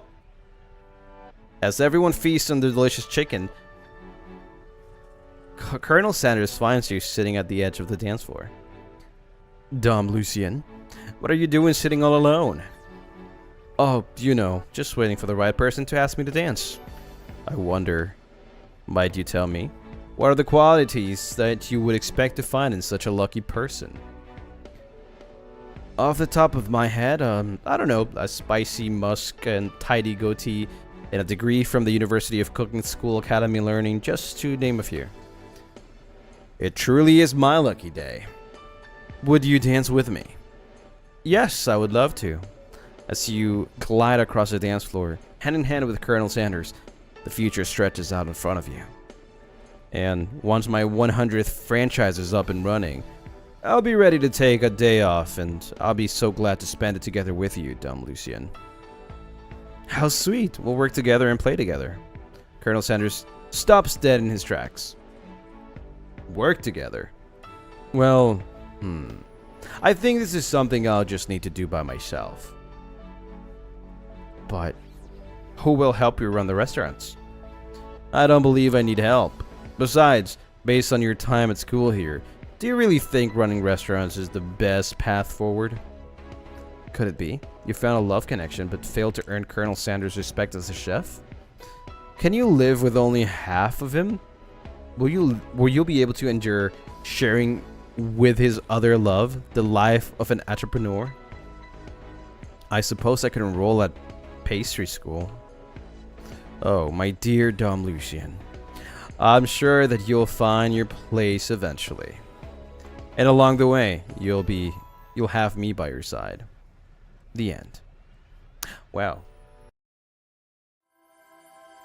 KFC presents. There's an ending? Oh no, it goes back to the beginning. Wait, that was a bad ending? No. That was not a bad ending, was it?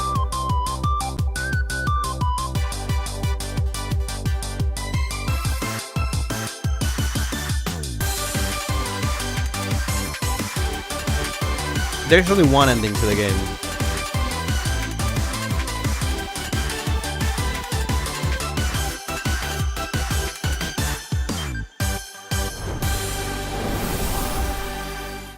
Neutral ending? I think there's only one ending to the game.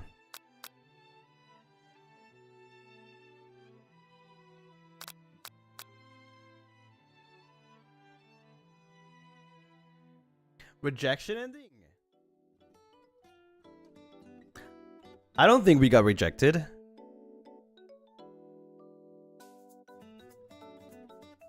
Let me see.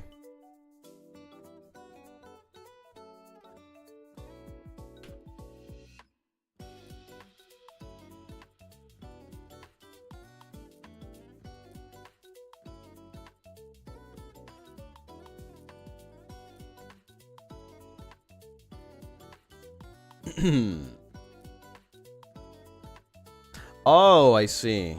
Wait, no. No, that is the ending. There's just different outcomes. Like, for example, the game would have ended right then and there if I did do it the hard way. Right? Remember, instead of using the magic. This is the one for summon extra power from deep inside yourself. And then another one is, it's just different outcomes. But it's not like endings, yeah. The other one is you can choose to adopt Spork Monster or not. But why wouldn't you? You heartless jerk.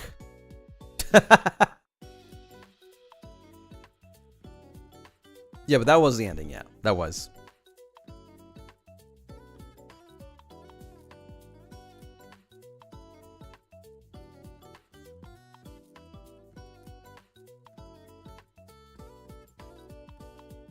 I have a question. Where did you find or heard this game?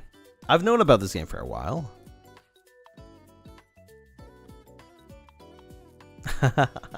But anyways, you know what happened actually? Something really freaked up is I'm having a Valorant collab in a couple of hours, right? And guess what? Guess what? Nintendo decided to announce out of nowhere a Nintendo Direct. Exactly when I'm playing Valorant.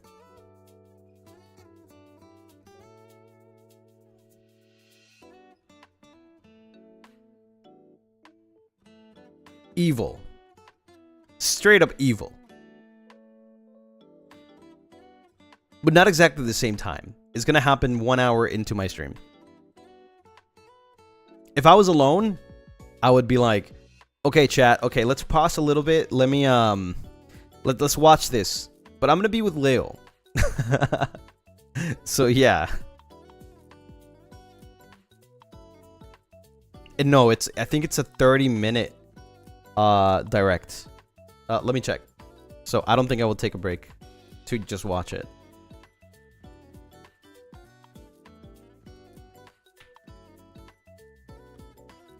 Let me see. Yeah, it's a 30-minute, which is crazy, by the way. Maybe if Leo is down to watch along with you, we'll see. I'll ask him tomorrow.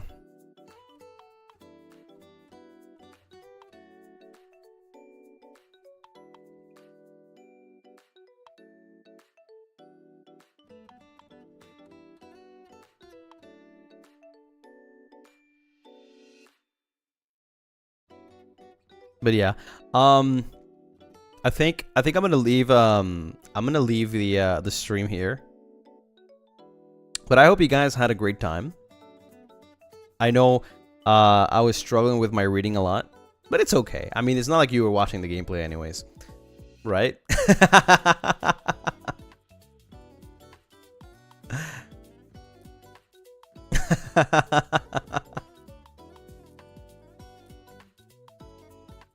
Doggy, thank you so much for the hot dog. Thank you, thank you. Thanks for the glizzy.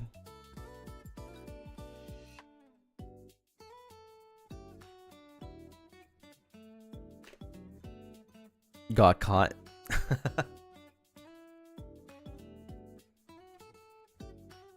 Lucy's hot and dogging. You played a game? Nah, I was just chatting the whole time. But yeah, you only mispronounced Colonel once. I know, right? Only once. That's crazy. Dumb Lucy. Yep. Will be remembered. I guess she will be remembered. I don't know if it was a she, but will be remembered. Dumb Lucy. Forever will stay in this VOD and will never be anywhere else. This is a legendary VOD. I'm not talking about me right now. I'm talking about the in-game Dumb Lucy. Top 3 VODs of all life. Of all time. Don't kill this VOD. I don't think it will.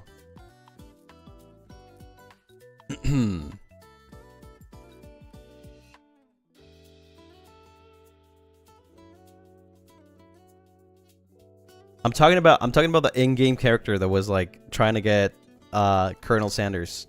Because I'm never playing the game again, right? So it'll never come back. To 07 to that. But yeah, I'm gonna wrap up the stream here, so I don't sandwich again like the other day, because I do need to I need to take a rest, right? It's already been too long, so we'll keep the sandwich for another time. So yeah, we're gonna wrap it up here. But thank you everyone for watching. Thanks for paying attention to the game for sure. I hope you guys enjoyed, and I appreciate you guys for all the support today as well. I'll be having some Valorant with my brother Leo Kuga in a couple of hours, around maybe what, like, how many hours is that? Like 8 hours ish. Yeah, so I'll see you guys tomorrow or later. Yep. Winnie, thank you so much for the super. Still not over that damn leash. Yeah, the leash stays. I'm just gonna keep pulling. But yeah, thank you so much for watching. I'll see you guys tomorrow, okay? Or yeah, later today. I hope you guys have an amazing rest of your day / night / afternoon, wherever you are in the world. And don't forget to like the stream, comment what's your favorite part of the stream. Also, don't forget to check the merch that's pinned in the comments, or if you're watching VOD, also, I mean, you can check the comments, but it also should be in the description, right? So check it out. And yeah, that's it. Subscribe. Yippee! And I'll see you guys later. Bye-bye, everyone. Johnny.